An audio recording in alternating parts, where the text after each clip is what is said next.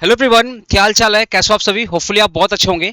हम लोग same to macro economics का वन शॉट सीरीज चालू करने जा रहे हैं, जहां पे हम लोग विद इन 2 डेज, ठीक है, विद इन 2 डेज जितने भी एग्जामिनेशन आपके होने वाले हैं रिसेंट में, जैसे कि इकोनॉमिक्स एग्जाम होंगे, फिर आपके लाइफ स्टाइल डिजीज के एग्जाम होंगे, ठीक है ना। ऐसे करके एक दो पेपर आपके और भी हैं जो कुछ कुछ कॉलेज में अप्लीकेबल है, मैक्सिमम कॉलेज में अप्लीकेबल नहीं है। तो बहुत सारे बच्चे ऐसे सब्जेक्ट का नाम भी नहीं जानते हैं, तो ठीक है ना। तो आप टेंशन मत लीजिए, विद इन 2 डेज आपको सारे के सारे वीडियोस आपको प्रोवाइड कर दिया जाएगा, और ये इकोनॉमिक्स का चैप्टर वाइज वीडियोस आएगा। बाकी जो माइनर पेपर होगा, ठीक है, उसका वन शॉट आएगा, फुल सिलेबस में आएगा, ठीक है ना। तो आपसे रिक्वेस्ट रहेगा कि आप इकोनॉमिक्स के लिए one shot chapter wise one shot follow करेंगे तो आपको ज्यादा बेटर रहेगा, ठीक है ना। मैं कोशिश करूंगा जितना जल्दी हो सके एक एक चैप्टर में मिनिमम टाइम में ज्यादा से ज्यादा आउटपुट आपको प्रोवाइड कर पाऊं, जिससे आपका कॉन्सेप्ट भी क्लियर हो जाए, ज्यादा टाइम भी वेस्ट ना हो, और साथ ही साथ आप आंसर भी लिखना सीख जाए, ठीक है, कैसे इकोनॉमिक्स में आंसर लिखना है, और आपका कॉन्फिडेंस भी बूस्ट हो जाओ अगर अभी तक आपने माइक्रो इकोनॉमिक्स नहीं पढ़ा होगा, ठीक है ना। दोस्तों बिलीव कीजिए, आपने आपने माइक्रो इकोनॉमिक्स के कॉन्सेप्ट पहले भी सीखे होंगे, बहुत सारे रिस्पेक्टेड टीचर ने भी आपको सिखाया होगा, पेड कोर्सेज के थ्रू, मैराथन्स के थ्रू, बट यहाँ पे आपको कुछ अलग ही कॉन्सेप्ट मिलेगा, इतना डेप्थ कॉन्सेप्ट मिलेगा कि आप हर चीज को रिलेट कर पाओगे। कोई चीज आपको रटना नहीं पड़ेगा, गारंटी के साथ बोल रहा हूँ। बट कंडीशन एक ही है, वीडियो को बहुत आराम से शिद्दत से पूरा पूरा लास्ट तक देखना पड़ेगा, तब जाकर नेशनल इनकम, जो one of the toughest chapter लोगों को लगता है ना, वो आपके लिए ईजी हो जाएगा, ठीक है ना। तो अब चलो भाई स्टार्ट करते हैं। स्टार्ट करने से पहले भाई, चैनल पे नए आए हो तो सब्सक्राइब कर लेना, बिकॉज सेमेस्टर 2 के एग्जामिनेशन से रिलेटेड हम लोग जितने भी क्लासेस होंगे, चाहे लाइव मैराथन्स होगा, चाहे वन शॉट वीडियोस होंगे, चाहे आपके डाउट सेशन होंगे, सब कुछ अभिषेक पांडे क्लासेस आपको प्रोवाइड करेगा। डाउट सेशन के लिए आप हमारा व्हाट्सएप ग्रुप ज्वाइन कर लीजिएगा, कमेंट बॉक्स में आपको व्हाट्सएप ग्रुप मिलेगा। उस व्हाट्सएप ग्रुप में ज्वाइन करने का बेनिफिट सुन लो। सबसे पहले जो भी वीडियोस आएंगे डायरेक्टली आप तक पहुंचा दिया जाएगा। जो भी पीडीएफ होगा, ये जो पीडीएफ आपको दिख रहा है ना, ये सारे के सारे पीडीएफ आपको वहां तक पहुंचा दिया जाएगा। कुछ अगर मुझे डाउट सेशन आपको लेना एग्जाम के टाइम पे, तो गूगल मीट का लिंक देकर के मैं डाउट सेशन भी वहां पे ले लूंगा। उस व्हाट्सएप ग्रुप में हमारा टीम का नंबर भी आपको दिखेगा, तो आप हमसे डायरेक्टली, अगर अगर आपको बात करना है तो हमसे डायरेक्टली अपना डाउट सेशन वगैरह पूछ सकते हैं, ठीक है। आपको 2-3 नंबर दिखेगा, कहीं पर भी आप मैसेज करके अपने डाउट को ले सकते हैं। और ये जो व्हाट्सएप ग्रुप है ना, जिसमें आप ज्वाइन हो रहे हैं, ये जब तक आप ग्रेजुएट नहीं हो जाएंगे वही सेम व्हाट्सएप ग्रुप रहेगा। आपको बार बस नाम चेंज होगा, अभी आप सेमेस्टर 2 में हो तो सेमेस्टर 2 हो, कल को आप सेमेस्टर 3 में जाएंगे तो नाम हो जाएगा सेमेस्टर 3, बाकी व्हाट्सएप ग्रुप वही रहेगा। तो अगर भाई बीकॉम में 9 एसजीपीए प्लस का ड्रीम रखे हो कि भाई बीकॉम में 9 एसजीपीए अपने को चाहिए, अच्छा परसेंटेज चाहिए, ठीक है, तो व्हाट्सएप ग्रुप में ज्वाइन हो जाना, चैनल को सब्सक्राइब कर लेना। बाकी ये जो पीडीएफ है ना, तुम्हारा कमेंट बॉक्स में मैंने पिन कर दिया है, ठीक है। वहां पे आपको 2 पीडीएफ मिलेगा। देखो हमारा ना 2 पीडीएफ, एक हमारा मेन पीडीएफ है जो हम लोग पेड स्टूडेंट को प्रोवाइड करते हैं। तो मेन पीडीएफ जो है ना, वो काफी काफी एग्जॉस्टिव है, काफी डिटेल में है मेन पीडीएफ, ठीक है। बिकॉज भाई पैसे लिए है तो काफी डिटेल में पढ़ाना ही पड़ेगा, आप समझ रहे हो ना। और अभी ये जो पीडीएफ है ना, ये हमारा वन शॉट सीरीज का पीडीएफ है, समझ गए। तो सर ये पीडीएफ में डिफरेंस क्या है, जो मेन पीडीएफ है ना उसमें बहुत डिटेल में लिखा हुआ है, ठीक है। अब ये जो पीडीएफ है इसमें उतना ही लिखना है जितना तुमको जरूरत है right now, because exam is too near. तो बहुत डिटेल में अगर पढ़ा दिया, क्योंकि एग्जाम बहुत नजदीक है भाई, तो बहुत डिटेल में पढ़ा दिया तो चीजें हो सकता है तुम याद ना रख पाओ। अब जो बच्चे 4 मंथ से पढ़ रहे हैं उनके लिए आसान हो जाएगा, बट अगर आप फर्स्ट टाइम पढ़ रहे हो तो थोड़ा आपके लिए दिक्कत हो जाएगा, समझ रहे हो ना।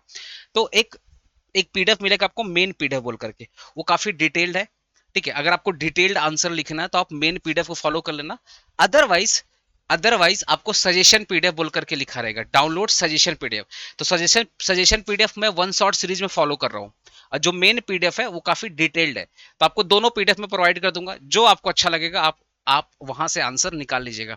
बाकी कंटेंट सेम रहेगा, बस सजेशन वाले पीडीएफ में थोड़ा सा आंसर का लेंथ छोटा होगा, कंसाइज फॉर्म में होगा, ठीक है, ब्रीफ फॉर्म में होगा। और जो मेन पीडीएफ है थोड़ा सा लॉन्ग फॉर्म में होगा, ठीक है ना। चलिए अभी स्टार्ट करते रहे भाई।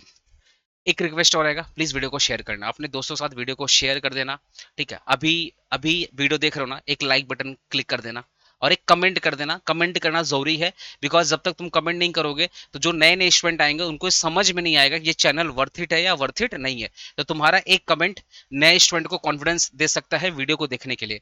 तो भाई तुम एक कमेंट करके जरूर जाना तुमको समझ में आया या नहीं आया, ठीक है ना। चलो स्टार्ट कर रहे हैं, और कुछ नहीं करना तो शेयर कर देना। हमेशा स्टूडेंट को बोलता हूँ भाई तुम अगर एपीसी के लिए कुछ करना चाहते हो ना तो सिर्फ एक शेयर बहुत बड़ा कंट्रीब्यूशन होगा एपीसी के लिए, ठीक है ना। अगर तुम खुद चाहते हो कि एपीसी हर कॉलेज में पहुंचे तो तुम एक वीडियो जरूर शेयर कर देना एपीसी का, ठीक है। तो अभी नेशनल इनकम आ रहा है, इसके बाद जो नेक्स्ट वीडियो आएगा पब्लिक फिनांस आएगा, ठीक है ना। सॉरी मनी एंड इन्फ्लेशन आएगा, उसके बाद पब्लिक फिनांस आएगा, फिर आपका जो केंशियन मॉडल है वो आएगा, फिर आपका चैप्टर 1 आएगा, ठीक है। ऐसे करके 5 चैप्टर फटाफट मैं कंप्लीट करूंगा और विद इन 2 डेज सारे वीडियोस आ जाएंगे। चलिए स्टार्ट करते हैं भाई national income. National income national income समझना ना तो सबसे पहले आपको जीडीपी समझना पड़ेगा। नेशनल इनकम समझने के लिए सबसे पहले क्या समझना पड़ेगा, जीडीपी। तो जीडीपी समझने के लिए आपको ये डायग्राम समझिए। देखिए हमारे यहाँ पे प्रोडक्शन होता है कहाँ पे, प्राइमरी सेक्टर में, सेकेंडरी सेक्टर में और टर्सरी सेक्टर में। हमारे यहाँ पे तीनों जगह प्रोडक्शन होता है, प्राइमरी में भी होता है, सेकेंडरी में होता है, टर्सरी में होता है, ठीक है ना। तो जो भी प्रोडक्शन हुआ है उसको मल्टीप्लाई कर दो प्राइस से। क्वेश्चन आ रहा है सर प्राइस से मल्टीप्लाई क्यों करेंगे। देखिए सबका यूनिट अलग अलग है। अगर मिल्क का प्रोडक्शन है तो मिल्क का प्रोडक्शन अगर होगा तो वो तो यूनिट, उसका यूनिट क्या है, लीटर। लीटर तो मिल्क का जो प्रोडक्शन होगा वो लीटर के फॉर्म में होगा क्योंकि उसको मेजर करेंगे लीटर के फॉर्म में। ऐसे अगर चावल का प्रोडक्शन होगा तो केजी, टन, क्विंटल उसके फॉर्म में प्रोडक्शन होगा। अब आप बताइए अगर केजी है और लीटर है क्या कभी ऐड होगा। केजी प्लस एल मतलब लीटर, केजी और लीटर कभी ऐड होगा क्या, नहीं। लेकिन अगर मैं केजी को मल्टीप्लाई कर दूंगा प्राइस से तो पैसे में कन्वर्ट हो गया। सपोज सपोज 100 केजी मिल्क का प्रोडक्शन हुआ इनटू, सॉरी 100 केजी राइस का प्रोडक्शन हुआ इनटू एक केजी राइस का दाम सपोज 10 रुपया एज्यूम कर लेते हैं। 100 केजी राइस का प्रोडक्शन हुआ और 1 केजी राइस का प्राइस कितना है, 10 रुपया। तो इसकी मनी वैल्यू कितनी हो गई, 1000 रुपया। तो अब ये पैसे में आपने कन्वर्ट कर दिया ना, तो जब आप पैसे में कन्वर्ट कर दोगे तो ऐड करना आसान हो जाएगा। ऐसे ही मान लेते हैं 100 लीटर मिल्क का प्रोडक्शन हुआ और 1 लीटर का दाम सपोज 50 रुपया है, तो कितना हो जाएगा सर, 5000 हो जाएगा। तो ये क्या हो गया, क्वांटिटी। ये क्या हो गया, क्वांटिटी। ये क्या हो गया, प्राइस। तो 100 लीटर मिल्क का प्रोडक्शन हुआ, इंटू कर दोगे प्राइस तो आ जाएगा 5000। तो आपने मिल्क को पैसे में कन्वर्ट कर दिया, जैसे आपने चावल को पैसे में कन्वर्ट किया था। चावल का क्वांटिटी इनटू प्राइस आ गया मनी वैल्यू, मिल्क का क्वांटिटी इनटू प्राइस आ गया मनी वैल्यू ऑफ मिल्क। ऐसे ही मान लो फ्रूट्स का प्रोडक्शन हुआ तो फ्रूट्स भी केजी में होगा इनटू पर केजी, ठीक है। मान लो आपका प्रोडक्शन वीट का प्रोडक्शन हुआ तो quantity of wheat into price आ गया मनी वैल्यू ऑफ वीट। समझ गए। तो जो भी प्रोडक्शन हो रहा है, प्राइमरी सेक्टर में, ऐसी जो भी प्रोडक्शन हो रहा है टर्सरी सेक्टर में। अब टर्सरी सेक्टर में क्या क्या प्रोडक्शन होता है, जैसे आपको पता है जितना भी कंस्ट्रक्शन का काम होता है वो सब सेकेंडरी सेक्टर में आता है, जितना भी मैन्युफैक्चरिंग का काम होता है आता है सेकेंडरी सेक्टर में। तो मान लेते हैं 500 टेबल बना, ठीक है, और एक टेबल का दाम सपोज 10,000 रुपया है, तो मल्टीप्लाई कर दो, मल्टीप्लाई कर दो, ये आ गया उसका मनी वैल्यू। तो टेबल क्या है, क्वांटिटी के फॉर्म में है, मल्टीप्लाई कर दोगे प्राइस से तो आ जाएगा मनी वैल्यू। पैसा पैसा तो ऐड होगा। तो वैसे ही मैं बोल रहा हूं कि जो भी प्रोडक्शन हुआ प्राइमरी सेक्टर में उसको मल्टीप्लाई करेंगे प्राइस से तो आ जाएगा money value of primary sector. जो भी प्रोडक्शन हुआ सेकेंडरी सेक्टर में उसको मल्टीप्लाई कर देंगे प्राइस से तो आ जाएगा money value of secondary sector. जो भी प्रोडक्शन हुआ टर्सरी सेक्टर मतलब सर्विस सेक्टर में, तो जो भी प्रोडक्शन हुआ सर्विस सेक्टर में, जैसे अभी मैं आपको पढ़ा रहा हूँ ये सर्विस सेक्टर का पार्ट है। मेट्रो, बस, रेलवे, ये जो होटल्स होते हैं, रेस्टोरेंट होते हैं, ढाबा होते हैं, ठीक है, ये किसके पार्ट होते हैं, टर्सरी सेक्टर के पार्ट होते हैं।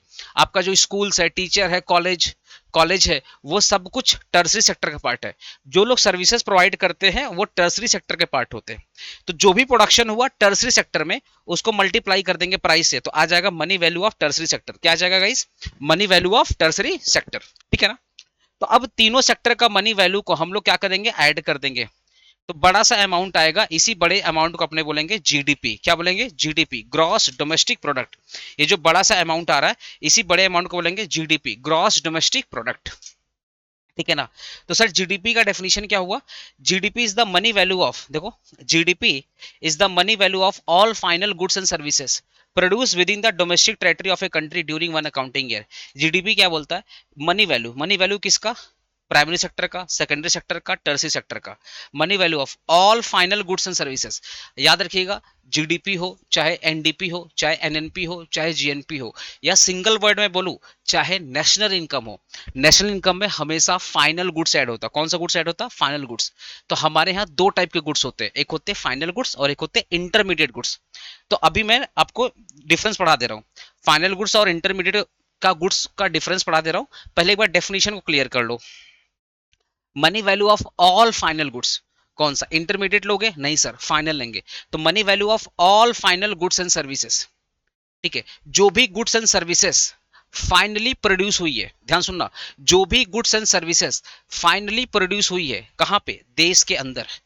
जो भी goods and services finally produce हुआ है देश के अंदर, एक साल के अंदर, देश में प्रोड्यूस हुआ है एक साल के अंदर, जो भी गुड्स एंड सर्विसेज, चाहे वो प्राइमरी सेक्टर से बिलोंग करता है, चाहे वो सेकेंडरी सेक्टर से बिलोंग करता है, चाहे वो टर्सरी सेक्टर से बिलोंग करता है, जो भी गुड्स एंड सर्विसेज, चाहे इससे बिलोंग करे, चाहे इससे बिलोंग करे, चाहे इससे बिलोंग करे, तो जो भी गुड्स एंड सर्विसेज प्रोड्यूस हो रही है एक साल में देश के अंदर, वो सब कुछ हम लोग जीडीपी में ऐड करेंगे।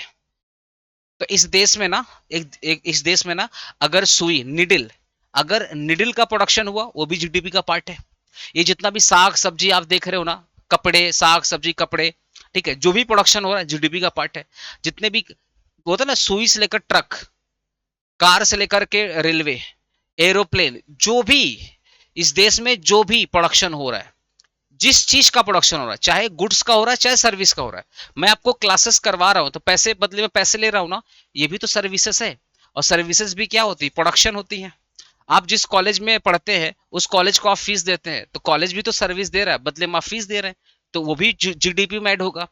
आप जो बस बस रेलवे बस यूज करते हैं, मेट्रो यूज करते हैं, रेलवे यूज करते हैं, ये आपका ऑटो वगैरह यूज करते हैं, ठीक है ना, बाकी जो ट्रक ट्रांसपोर्टेशन में ट्रक वगैरह यूज हो रहा है, या आप ओला उबर टैक्सी वगैरह यूज करते हैं, सारे लोग तो सर्विस दे रहे हैं, सारे लोग तो सर्विस दे रहे हैं। जो चाय वाला चाय बना के पिला रहा है वो भी तो सर्विस दे रहा है। आपकी जो घर में इलेक्ट्रिसिटी का बिल आ रहा है, सीएससी, कोलकाता में सीएससी देता है, ठीक है, तो वो भी तो, सीएससी भी तो प्रोडक्शन कर रहा है बिजली का। आया समझे? अब हमारे जो किसान भाई हैं, जो हमें खाना पीना, सब साग सब्जी दाल चावल ये सब जो बना प्रोड्यूस करके दे रहे, वो भी तो प्रोडक्शन कर रहे।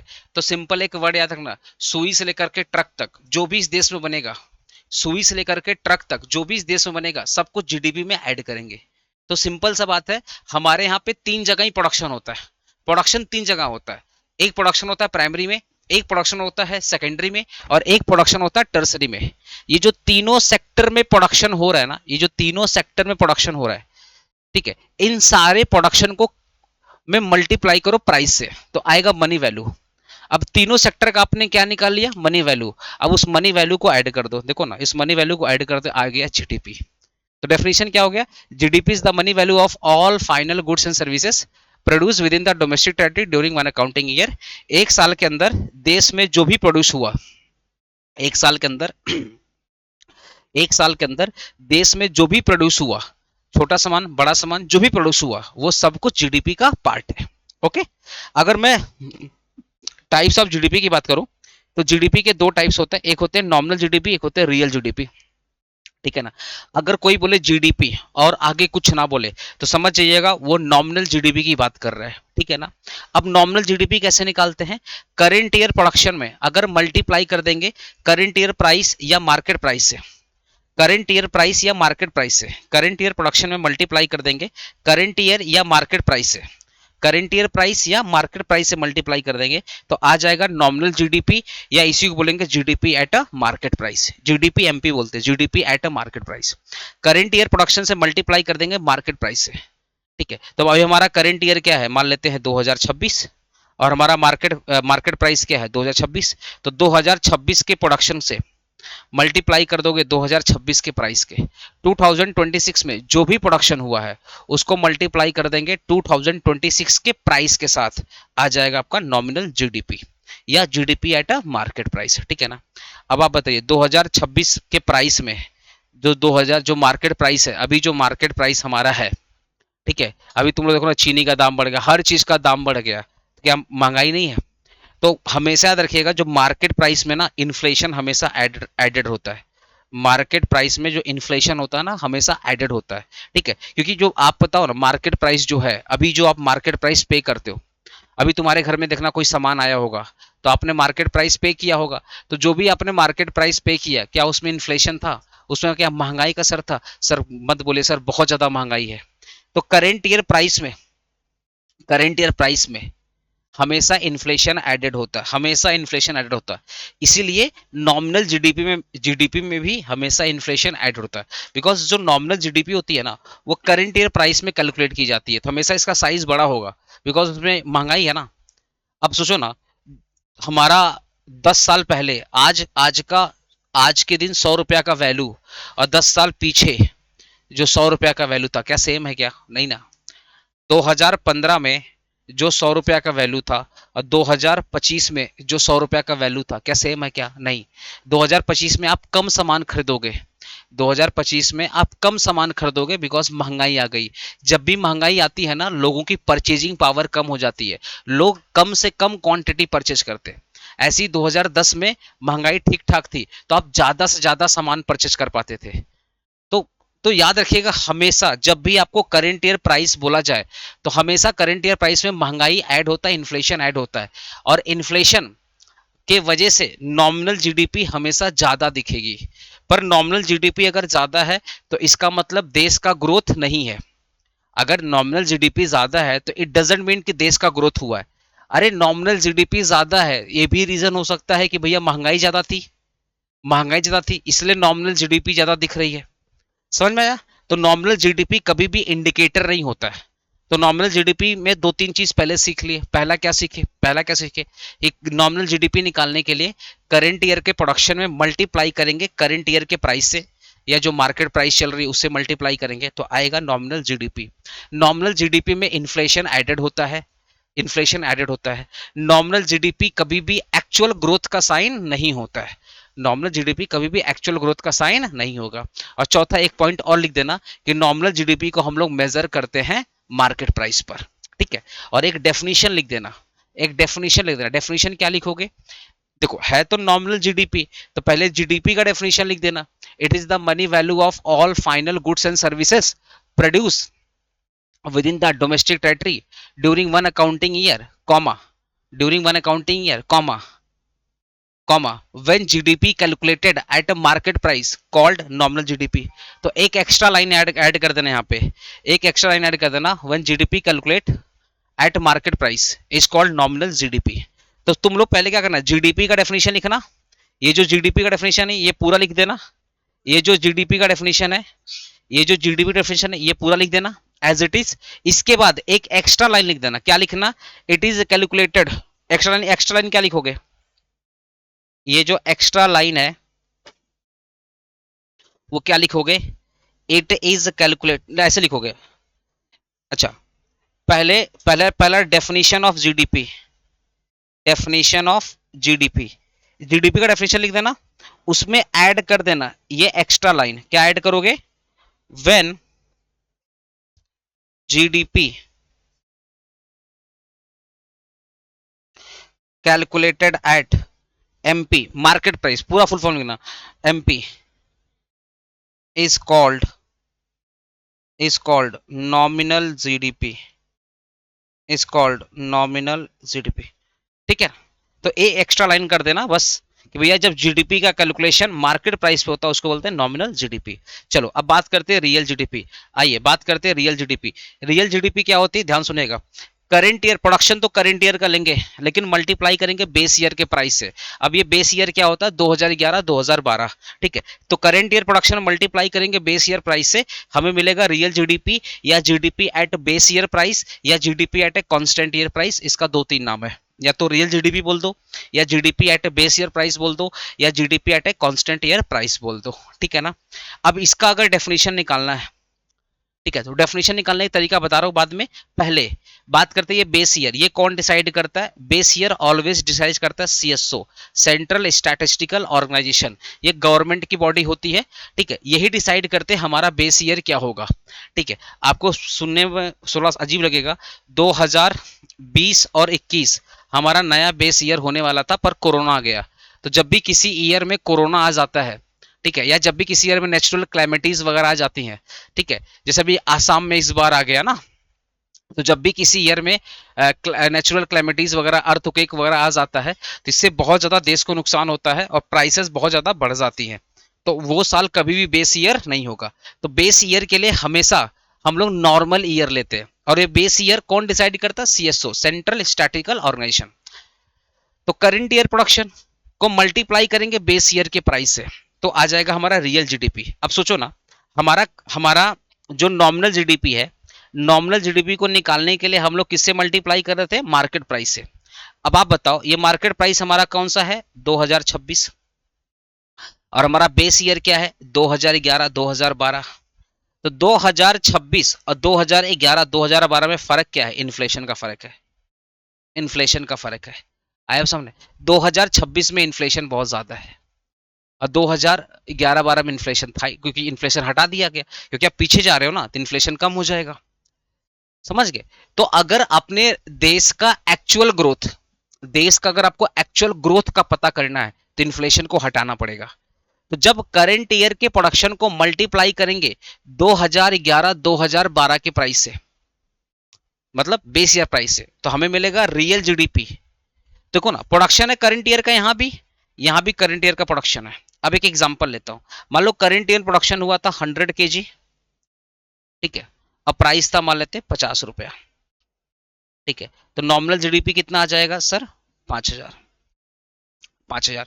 अब अगर रियल जीडीपी की बात करूं, तो करंट ईयर प्रोडक्शन कितना है? 100 kg, और बेस ईयर में प्राइस कितना था? 20 रुपया। तो अब ये कितना हो गया? 2000। तो बेस ईयर देखो, अब बेस ईयर में प्राइस कितना था? 20 रुपया।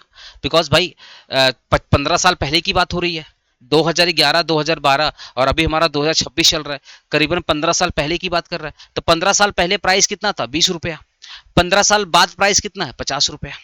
तो अब आप बताइए, हम लोग current year price, current year production को जब मल्टीप्लाई करते हैं करंट ईयर प्राइस से, तो आता है nominal GDP. Current year production से मल्टीप्लाई करेंगे current year base year price से, आएगा रियल जीडीपी। तो प्रोडक्शन तो सेम है ना, प्रोडक्शन तो सेम है, डिफरेंस क्या आ गया? डिफरेंस आया 30 रुपया का। तो ये जो 30 रुपया है, दैट इज आवर इन्फ्लेशन।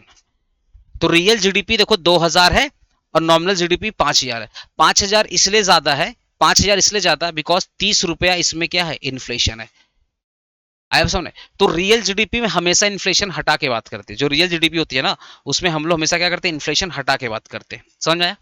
तो रियल जीडीपी में पहला तीन बात, रियल जीडीपी का जो कैलकुलेशन होता है वो बेस ईयर प्राइस पे होता है। फॉर्मूला क्या है? Current year production into base year price. तो हमें मिलेगा रियल जीडीपी, या GDP at a base year price, या GDP at a constant year price. ठीक है ना? ये था पहला बात कि जीडीपी का कैलकुलेशन होता है बेस ईयर प्राइस पे। दूसरा बात था इसका फॉर्मूला। तीसरा बात, रियल जीडीपी में इन्फ्लेशन का इंपैक्ट नहीं होता है, रियल जीडीपी में इन्फ्लेशन का इंपैक्ट नहीं होता है। चौथा बात, रियल जीडीपी को देख करके हम अपने ग्रोथ की बात करते हैं। रियल जीडीपी से हमें पता चलता है देश के एक्चुअल ग्रोथ का। Real GDP is the indicator of economic growth. जब हम हमारा हमारा इकोनॉमी ग्रो किया है या हमारा इकोनॉमी पीछे गया है, वो कहां से पता चलेगा? रियल जीडीपी से पता चलेगा। समझ में आया मेरी बात? ओके। अब लास्ट बात सर, डेफिनेशन। रियल जीडीपी का डेफिनेशन कैसे लिखोगे? सिंपल सी बात है भाई, जीडीपी का डेफिनेशन पहले लिखो। पहले आप किसका डेफिनेशन लिखोगे सर? तो एक्स्ट्रा लाइन यहां भी आएगा, यहां भी एक्स्ट्रा लाइन आएगा। कैसे? पहले आप जीडीपी का डेफिनेशन लिखो, उसके बाद एक्स्ट्रा लाइन क्या ऐड कर देना? When GDP calculated at base year price called real GDP. बस ये एक्स्ट्रा लाइन लिख देना, ये एक्स्ट्रा लाइन देना, एक्स्ट्रा लाइन यही लिख देना। क्या लिख दो एक्स्ट्रा लाइन? कि हम ये सेम पीडीएफ शेयर करेंगे, टेंशन मत लो। जीडीपी, ये सेम पीडीएफ शेयर होगा, सेम पीडीएफ होगा। कि जीडीपी का डेफिनेशन लिखना, जीडीपी डेफिनेशन लिखना, उसके बाद लिखना when GDP calculated at a base year price called real GDP. ठीक है? तो पांच पांच डिफरेंस बता दिया। पहला डिफरेंस क्या हो गया? Definition, definition. दूसरा डिफरेंस होगा कि नॉमिनल जीडीपी का कैलकुलेट होता है मार्केट प्राइस पे, रियल जीडीपी कैलकुलेट होती है बेस ईयर प्राइस पे। तीसरा डिफरेंस हो जाएगा फॉर्मूला, इन लोगों का फॉर्मूला। चौथा डिफरेंस हो जाएगा कि नॉमिनल जीडीपी में इन्फ्लेशन का इंपैक्ट होता है, ठीक है, रियल जीडीपी में इन्फ्लेशन का इंपैक्ट नहीं होता है। नॉमिनल जीडीपी कभी भी एक्चुअल ग्रोथ का साइन नहीं होता है, बट रियल जीडीपी हमेशा एक्चुअल ग्रोथ का साइन होता है कि इकोनॉमी का ग्रोथ हुआ है कि नहीं हुआ, देश आगे बढ़ा है या नहीं बढ़ा है। तो देश आगे बढ़ा है उसको चेक करने के लिए हम लोग ऑलवेज क्या चेक करते हैं, रियल जीडीपी, ना कि नॉमिनल जीडीपी। तो मैंने पांच पांच डिफरेंस बता दिया। तो पहला डिफरेंस रहेगा डेफिनेशन का, दूसरा डिफरेंस रहेगा कि रियल जीडीपी कैलकुलेट होती है मार्केट पे, बेस ईयर पे कैलकुलेट होता है, सॉरी नॉमिनल कैलकुलेट होता है मार्केट पे, रियल कैलकुलेट होता है बेस ईयर पे। तीसरा डिफरेंस होगा फॉर्मूला। चौथा डिफरेंस होगा इन्फ्लेशन, कि रियल जीडीपी में इन्फ्लेशन का इंपैक्ट नहीं होता है, नॉमिनल में इन्फ्लेशन का इंपैक्ट होता है। और पांचवा डिफरेंस होगा ग्रोथ। नॉमिनल जीडीपी कभी भी एक्चुअल ग्रोथ का इंडिकेटर नहीं है कि देश आगे बढ़ा है या पीछे हुआ है, वो कभी भी नॉमिनल जीडीपी से पता नहीं चलेगा, बट जो रियल जीडीपी है इससे पता चल जाएगा। आगे बढ़े, ओके। बात करते हैं फाइनल गुड्स एंड सर्विसेज और इंटरमीडिएट गुड्स एंड सर्विसेज। एक चीज और याद रखना, चाहे जीडीपी हो, सुनो ना, चाहे जीडीपी हो, चाहे एनडीपी हो, एनडीपी हो, चाहे जीएनपी हो, और चाहे एनएनपी हो, सबके लिए सेम कॉन्सेप्ट है। जैसे जीडीपी दो टाइप का होता है ना, नॉमिनल और रियल, ऐसे एनडीपी दो होता है, नॉमिनल और real. GNP gross national product, वो भी दो होता है, नॉमिनल और रियल। और जो हमारा नेशनल इनकम होता है जिसको अपन बोलते हैं NNP, at a factor cost, ये भी दो होते हैं, नॉमिनल और रियल। क्यों? क्योंकि पता है जीडीपी से ही देश की नेशनल इनकम निकाली जाती है। तो अगर जीडीपी ही दो टाइप के हुआ, नॉमिनल और रियल, आया सामने, तो एनडीपी भी नॉमिनल रियल होगा, जीएनपी भी नॉमिनल और रियल होगा, और एनएनपी भी नॉमिनल और रियल होगा। क्लियर हुआ? ओके। अब फाइनल गुड्स का मतलब क्या है? फाइनल गुड्स का मतलब क्या है, देखो ना, ये कैलकुलेटर है, ये कैलकुलेटर मैंने परचेज किया, ये कैलकुलेटर मैंने परचेज किया, अब मैं इसको यूज कर रहा हूँ पढ़ाई लिखाई में, तो ये हो गया फाइनल गुड्स। अब ये कैलकुलेटर मैं यूज किया और अपने कोचिंग सेंटर में यूज कर रहा हूँ, मैं घर में यूज किया खुद के पढ़ाई लिखाई में, तब भी ये फाइनल गुड्स है। तब ये कहलाएगा कंज्यूमर गुड्स, बिकॉज कैलकुलेटर मैंने परचेज किया और घर में मैं पढ़ाई लिखाई कर रहा हूँ, तब ये होगा कंज्यूमर गुड्स, ठीक है। लेकिन अगर मैं कैलकुलेटर परचेज किया और अपने ऑफिस में यूज कर रहा हूं, तो मेरे ऑफिस का ये एसेट है, ये मेरे ऑफिस का क्या है, एसेट है, तो ये होगा कैपिटल एक्सपेंडिचर, ये भी फाइनल गुड्स होगा। तो फाइनल गुड्स हमारा कंज्यूमर गुड्स भी होगा और फाइनल गुड्स हमारा कैपिटल गुड्स भी होगा। तो फाइनल गुड्स हमेशा दो टाइप के होते हैं, एक होते हैं कंज्यूमर, एक होते हैं कैपिटल। जो एसी मेरे घर में लगा है, वो भी तो मैं किसी को बेच नहीं रहा हूं ना। जो एसी मेरे घर में है, जो एसी मेरे घर में लगा हुआ है, जो एसी मेरे घर में लगा हुआ है, वो भी तो मैं यूज कर रहा हूँ। और जो एसी मेरे कोचिंग सेंटर में लगा हुआ, मेरे ऑफिस में लगा है, वो भी मैं यूज कर रहा हूँ। अब फर्क क्या है, एसी सेम है, वहां भी ठंडा करा, यहाँ भी ठंडा करा, फर्क क्या है, एसी मैं घर में यूज करूंगा तो वो एसी मेरा क्या कहलाएगा, कंज्यूमर गुड्स। लेकिन अगर वही एसी मैं अपने कोचिंग सेंटर में, अपने ऑफिस में लगाया, वो मेरा इन्वेस्टमेंट है, वो मेरा एसेट है, तो वहां पे कहलाएगा कैपिटल गुड्स, ठीक है। तो final goods can be consumer goods, final goods can be a capital goods, but दोनों फाइनल गुड्स है, बिकॉज दोनों में ना तो रीसेलिंग है और ना फर्दर प्रोडक्शन है। अगर मैं कैलकुलेटर खरीद के लाता और आगे बेच देता, तो एक बार दुकानदार ने मेरे को बेचा, आगे मैंने किसी और को बेच दिया, तो रीसेलिंग हुआ ना, रीसेलिंग हुआ ना। खरीदा 400 रुपया में, 100 रुपया का प्रॉफिट ऐड करके 500 में आगे चल के सेल कर दिया। तो एक बार खरीदा 400 में, बेचा 500 में, 100 रुपया कमा लिया, इसको बोलते हैं वैल्यू एडिशन। जो आप प्रॉफिट कमा रहे हो ना, उसको बोलते हैं वैल्यू एडिशन। तो अगर कहीं पर भी वैल्यू एडिशन हुआ है, कहीं पर भी रीसेलिंग हुआ है, ठीक है ना, और खरीद के बेच रहा हूं, ये तो सर्विस हो गया ना आपके। जो आज भाई मैं खरीदा तो मेरे लिए रॉ मटेरियल, फिर मैंने प्रॉफिट ऐड किया, आगे चल के बेच दिया, तो ये तो सर्विस हो गया ना। ये तो काइंड ऑफ, जो मोदी खाना दुकान, जो स्टेशनरी का दुकान तुम्हारे कॉलेज के सामने है, तुम्हारे स्कूल के सामने है, क्या वो लोग प्रोडक्शन कर रहे हैं? हाँ सर, पर गुड्स का नहीं, सर्विस का। वो लोग सर्विस का प्रोडक्शन कर रहे हैं, गुड्स का प्रोडक्शन तो फैक्ट्री में होगा भाई। क्या वो कैलकुलेटर बना रहे हैं क्या? नहीं, खरीद रहे 400 में, 100 रुपया का प्रॉफिट ऐड किए, 500 में आगे चल के बेच दिए। तो इसको बोलते हैं फर्दर प्रोडक्शन, क्योंकि जिसने बनाया वो 400 में बेचा, वो भी प्रॉफिट कमाया। अब मैं 400 में खरीद के आगे 500 में बेचा, मैंने भी प्रॉफिट कमाया। तो जहां पर भी फर्दर प्रोडक्शन होगा, जहां पर भी रीसेलिंग होगा, जहां पर भी फर्दर प्रोडक्शन होगा, जहां पर भी रीसेलिंग होगा, जहां पर भी वैल्यू एडिशन होगा, वो हमेशा होता है इंटरमीडिएट गुड्स। अब फाइनल गुड्स में ये तीन चीज नहीं होता, ना फर्दर प्रोडक्शन होगा, ना वैल्यू एडिशन होगा और ना रीसेलिंग होगा। ठीक है, ये कैलकुलेटर मैंने खरीदा, खुद यूज कर लिया घर में या ऑफिस में, आगे मैंने किसी को बेचा ही नहीं, किसी को बेचा ही नहीं, बात खत्म। मैं यूज कर रहा हूं, घर में भी यूज कर रहा हूं, ऑफिस में यूज कर रहा हूं। घर में यूज करूंगा कंज्यूमर कंज्यूमर गुड्स, ऑफिस में यूज किया कैपिटल गुड्स, बट है फाइनल गुड्स, बिकॉज आगे मैं इसको सेल नहीं कर रहा हूं। बट अगर मैं खरीदता खरीदता और आगे बेच देता, ये हो गया रीसेलिंग, ये हो गया रीसेलिंग। तो जहां पर भी रीसेलिंग हुआ, जहां पर भी वैल्यू एडिशन हुआ, वो होता है इंटरमीडिएट गुड्स। और इंटरमीडिएट गुड्स कभी भी नेशनल इनकम में ऐड नहीं होता है, जीडीपी में ऐड नहीं होता। इसलिए जीडीपी का डेफिनेशन में हमेशा क्या बोला गया था कि GDP is the money value of all final goods and services. तो जो भी फाइनल गुड्स एंड सर्विसेज है वही जीडीपी का पार्ट बनेगी, इंटरमीडिएट्स नहीं पार्ट होगा। ठीक है ना, तो डिफरेंस समझ में आया ना आपको? ठीक है, देखो इट इज फाइनली कंजम्पशन या इन्वेस्टमेंट। इन्वेस्टमेंट मतलब कैपिटल गुड्स, कंजम्पशन मतलब कंज्यूमर गुड्स। ये हमेशा फर्दर प्रोडक्शन के लिए यूज होगा। ठीक है ना, इसका पर्पस क्या होता है? Not use for producing other goods, ये कभी भी फर्दर प्रोडक्शन का पार्ट नहीं होता। मतलब ये हम लोग कभी भी यूज नहीं करते दूसरे गुड्स का प्रोडक्शन करने के लिए, बिकॉज कंज्यूमर या इन्वेस्टर इसको एज ए फाइनली यूज कर लेता है, किसी और पर्पस के लिए रखता ही नहीं है। बट ये हमेशा रॉ मटेरियल यूज होती है। मैंने 400 में खरीदा, 500 में बेच दिया, क्या है? रॉ मटेरियल ही है ना। 400 में खरीदा, 500 में बेचा, 100 रुपया का प्रॉफिट ऐड करके। तो इंटरमीडिएट गुड्स हमेशा एज ए रॉ मटेरियल आता है। ठीक है, फाइनल गुड्स नेशनल इनकम में ऐड होता है, पर इंटरमीडिएट गुड्स नेशनल इनकम में ऐड नहीं होता है। फाइनल गुड्स क्या होता है? हमारा लास्ट स्टेज ऑफ प्रोडक्शन होता है, क्योंकि फाइन लास्ट स्टेज का मतलब क्या है कि अब आगे प्रोडक्शन नहीं होगा। ये कैलकुलेटर मेरे पास आया, मैं ही यूज कर रहा हूँ, आगे किसी और के हाथ में नहीं जाएगा। या तो मैं यूज करूंगा या मेरे ऑफिस में यूज होगा, आगे नहीं जाएगा। ये हो गया लास्ट स्टेज ऑफ प्रोडक्शन। लेकिन ये होती है मिडिल स्टेज ऑफ प्रोडक्शन, क्योंकि अभी प्रोडक्शन बाकी है। मैंने खरीदा, आगे किसी और को बेचा, 400 में खरीदा, 500 में बेचा, अब हो सकता है सामने वाला ही बेचे किसी को 600 में। इसीलिए ये मिडिल स्टेज ऑफ प्रोडक्शन होता है।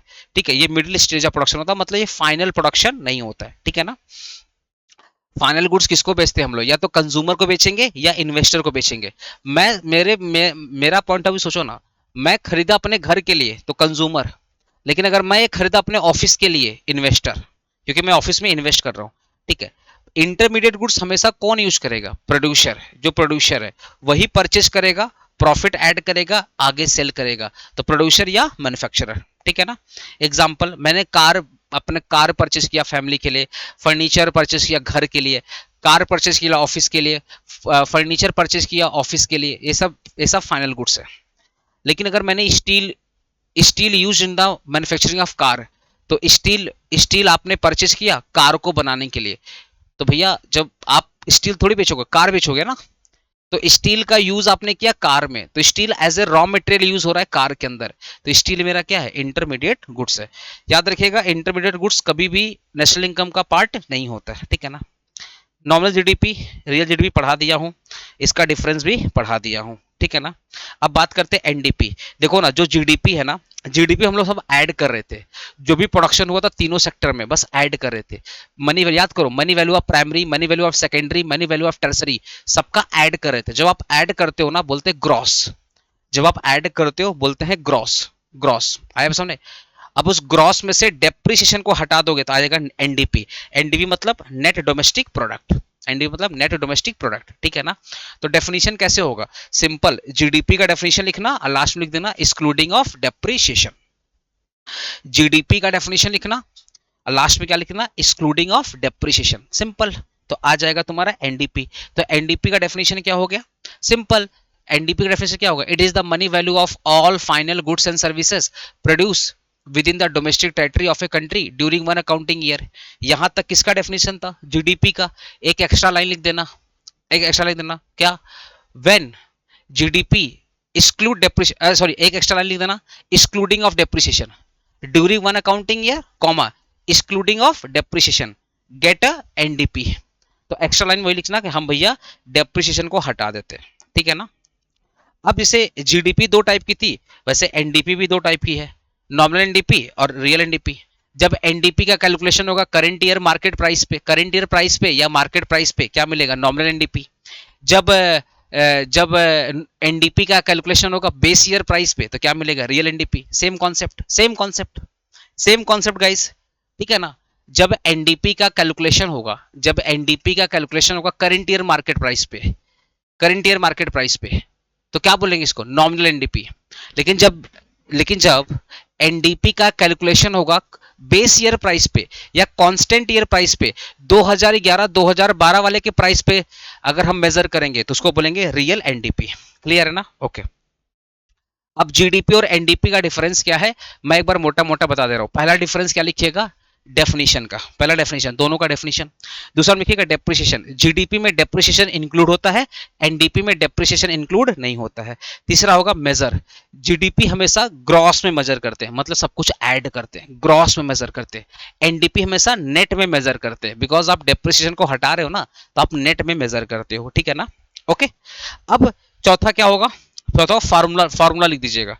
अच्छा, फार्मूला अगर नहीं भी लिखना है, अगर फॉर्मूला नहीं भी लिखना है तो आप एक्यूरेसी की बात कर देना। बस 4 पॉइंट याद रखिए। एक्यूरेसी, ये लेस एक्यूरेट होता है, ये मोर एक्यूरेट होता है, ठीक है? ये लेस एक्यूरेट होता है, ये मोर एक्यूरेट होता है, ठीक है? 4 पॉइंट याद रखिएगा। ओके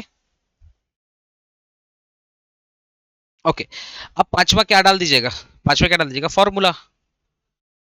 फॉर्मूला, जीडीपी का फॉर्मूला क्या था? Current year production into current year price, simple. NDP का फॉर्मूला क्या था? एनडीपी का फॉर्मूला क्या था? GDP minus depreciation. तो 5 पॉइंट हो गया ना? पहला, दूसरा, तीसरा, चौथा और ये पांचवा, 5 पॉइंट हो गया। फॉर्मूला लिख देना उसका, फॉर्मूला लिख देना, current year production into current year price, ये फॉर्मूला होगा जीडीपी का। एनडीपी का फॉर्मूला क्या है? जीडीपी माइनस डेप्रिसिएशन, क्या हो गया? एनडीपी, ठीक है ना? 5 पॉइंट हो गया, 5 पॉइंट हो गया ना? ओके। अब जीएनपी, जीएनपी का फुल फॉर्म क्या है? Gross national product. जीएनपी का फुल फॉर्म क्या है? Gross national product. GNP full form क्या है guys? Gross national product, gross national product, ठीक है? वर्ड क्या? नेशनल। देखो, जब भी वर्ड आता है नेशनल, नेशनल का मतलब होता है, मैं एक वर्ड यहां लिखना चाहता हूं, नेशनल का मतलब क्या होता है, ठीक है ना? नेशनल वर्ड है ना, नेशनल। जब नेशनल वर्ड होता है ना, तो हम लोग देश के अंदर की बात करते हैं और देश के बाहर की बात करते हैं, ठीक है? तो जो इनकम, क्योंकि ऑब्वियसली नेशनल इनकम की बात हो रही है ना, तो ऑलवेज हम इनकम की बात करेंगे। तो जो इनकम देश के अंदर आप कमा रहे हो उसको बोलेंगे जीडीपी। जो इनकम देश के अंदर आप कमा रहे हो उसको बोलेंगे जीडीपी, या अगर जीडीपी से आपने डेप्रिसिएशन को हटा दिया तो बोलेंगे NDP. As simple, because GDP से ही तो एनडीपी निकालते हैं ना। तो मैं सिंपली जीडीपी लिख रहा हूं, बिकॉज जीडीपी से अगर आप डेप्रिसिएशन हटा दो तो क्या आएगा? एनडीपी आएगा। तो जो इनकम आप कमा रहे हो देश के अंदर, या तो जीडीपी होगा या तो एनडीपी होगा। जो इनकम आप देश के बाहर कमा रहे हो उसको बोलते हैं एनएफआईए। एनएफआईए, सर इसका मतलब क्या होता है? एनएफआईए का मतलब होता है, ध्यान सुनिएगा,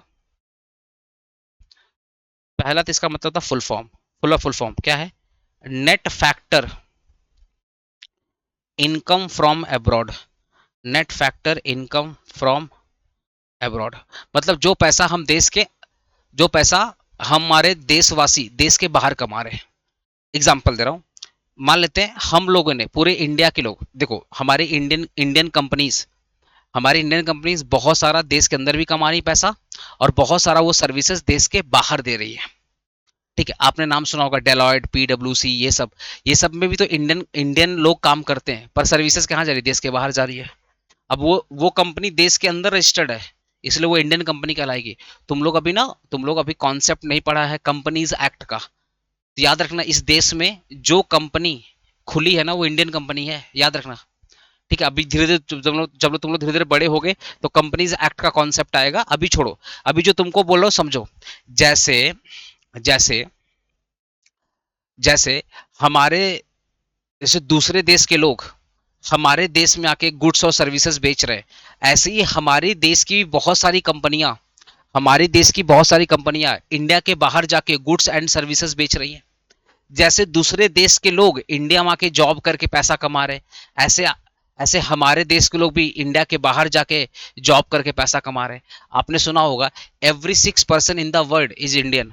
हर छठा इंसान, हर छठा पर्सन, एवरी 6 पर्सन इंडियन है भाई, पूरे वर्ल्ड में ना। एवरी 6% हमारा इंडियन है, तो पूरे इंडियन तो कोने कोने में छाए हुए हैं। तो जितने भी इंडियन देश के बाहर गए हैं और पैसा कमा रहे हैं, तो वो देश के अंदर भेजेंगे ना भाई। अगर मेरे, आप बताओ, मेरे पापा अगर देश के बाहर जाके पैसा कमाते, फॉर एग्जांपल वो यूके में है, दुबई में है या यूएसए में है, पैसा कमा रहे हैं, वो कमा करके क्या वहां रखते? नहीं, कमा करके तो वो जो भी पैसा कमाएंगे थोड़ा बहुत अपना अपने लिए रखेंगे, बाकी वो फैमिली के लिए भेज देंगे। तो जो पैसा ना हमारे देश में आ रहा है बाहर से, उसको बोलते हैं अपने नेट फैक्ट, उसको उसको अपने बोलते हैं फैक्टर इनकम फ्रॉम अब्रॉड। क्या बोलते हैं? Factor income from abroad. जो पैसा देश के बाहर से आ रहा है उसको बोलेंगे फैक्टर इनकम फ्रॉम अब्रॉड। बहुत सारे फॉरेन टूरिस्ट लोग आते हैं इंडिया में, जो बहुत सारे फॉरेन टूरिस्ट लोग आते हैं इंडिया में, तो वो इंडिया में रहते हैं, होटल लेंगे, खाना पीना खाएंगे, सामान परचेज करेंगे, मंदिर वंदिर जाते हैं, गुरुद्वारा कहीं पे जाते हैं, पैसा खर्च करते हैं। तो अब आप बताओ, जो टूरिस्ट आया, आपने उसको होटल का सर्विस दिया, आपने उसको खाना पीना करवाया, आपने उसको लॉन्ड्री सर्विसेज प्रोवाइड किया, आपने उसको हर जगह गाइड किया, बदले में आपने पैसा लिया, तो ये पैसा कहाँ से आ रहा है? देश के बाहर से आ रहा है। वो तो टूरिस्ट लेकर आया था ना, तो देश के बाहर से आया। तो जो भी पैसा इंडिया में आ रहा है देश के बाहर से, जो भी पैसा इंडिया में आ रहा है देश के बाहर से, उसको बोलते हैं अपने इनकम फ्रॉम अब्रॉड। क्या बोलते हैं? Income from abroad. ऐसे ही बहुत सारा जो पैसा है वो देश के बाहर जा रहा है। ऐसी बहुत सारा पैसा देश के बाहर, हमारे देश में भी तो बहुत सारी कंपनियां हैं जो जो जो पैसा कमा करके अपने देश लेके जा रही है। जैसे हमारी कंपनियां विदेशों में पैसा कमा रही हैं और इंडिया में लेकर आ रही हैं, वैसे ही बहुत सारी कंपनी इंडिया के अंदर पैसा कमा रही है, अपने देश लेके जा रही है। जैसे हमारे देशवासी पूरे वर्ल्ड में छाए हुए हैं, हर जगह पैसा कमा करके इंडिया में भेज रहे हैं, ऐसे ही बहुत सारे फॉरेनर भी इंडिया में जॉब करते हैं और पैसा कमा करके अपने देश भेज रहे हैं। ठीक है। जब हम इंपोर्ट करते हैं, जब हम लोग इंपोर्ट करते हैं, इंपोर्ट का मतलब क्या हुआ? इंपोर्ट का मतलब क्या होगा? पैसा देश के बाहर चला गया। तो जो पैसा हमारा देश के बाहर जा रहा है उसको बोल देंगे इनकम पेड टू अब्रॉड। तो मान लेते इनकम 100 रुपया आया, इनकम 100 रुपया आया देश के अंदर और 80 रुपया चला गया, तो बचा कितना? 20 रुपया। इसी 20 रुपया को बोलेंगे NFIA, net factor income from abroad. Net आया, नेट का मतलब क्या है कि जो आया माइनस कर दो जो चला गया। हमारे देशवासी इंडिया ने पूरे वर्ल्ड वर्ल्ड से कमाया 100 रुपया।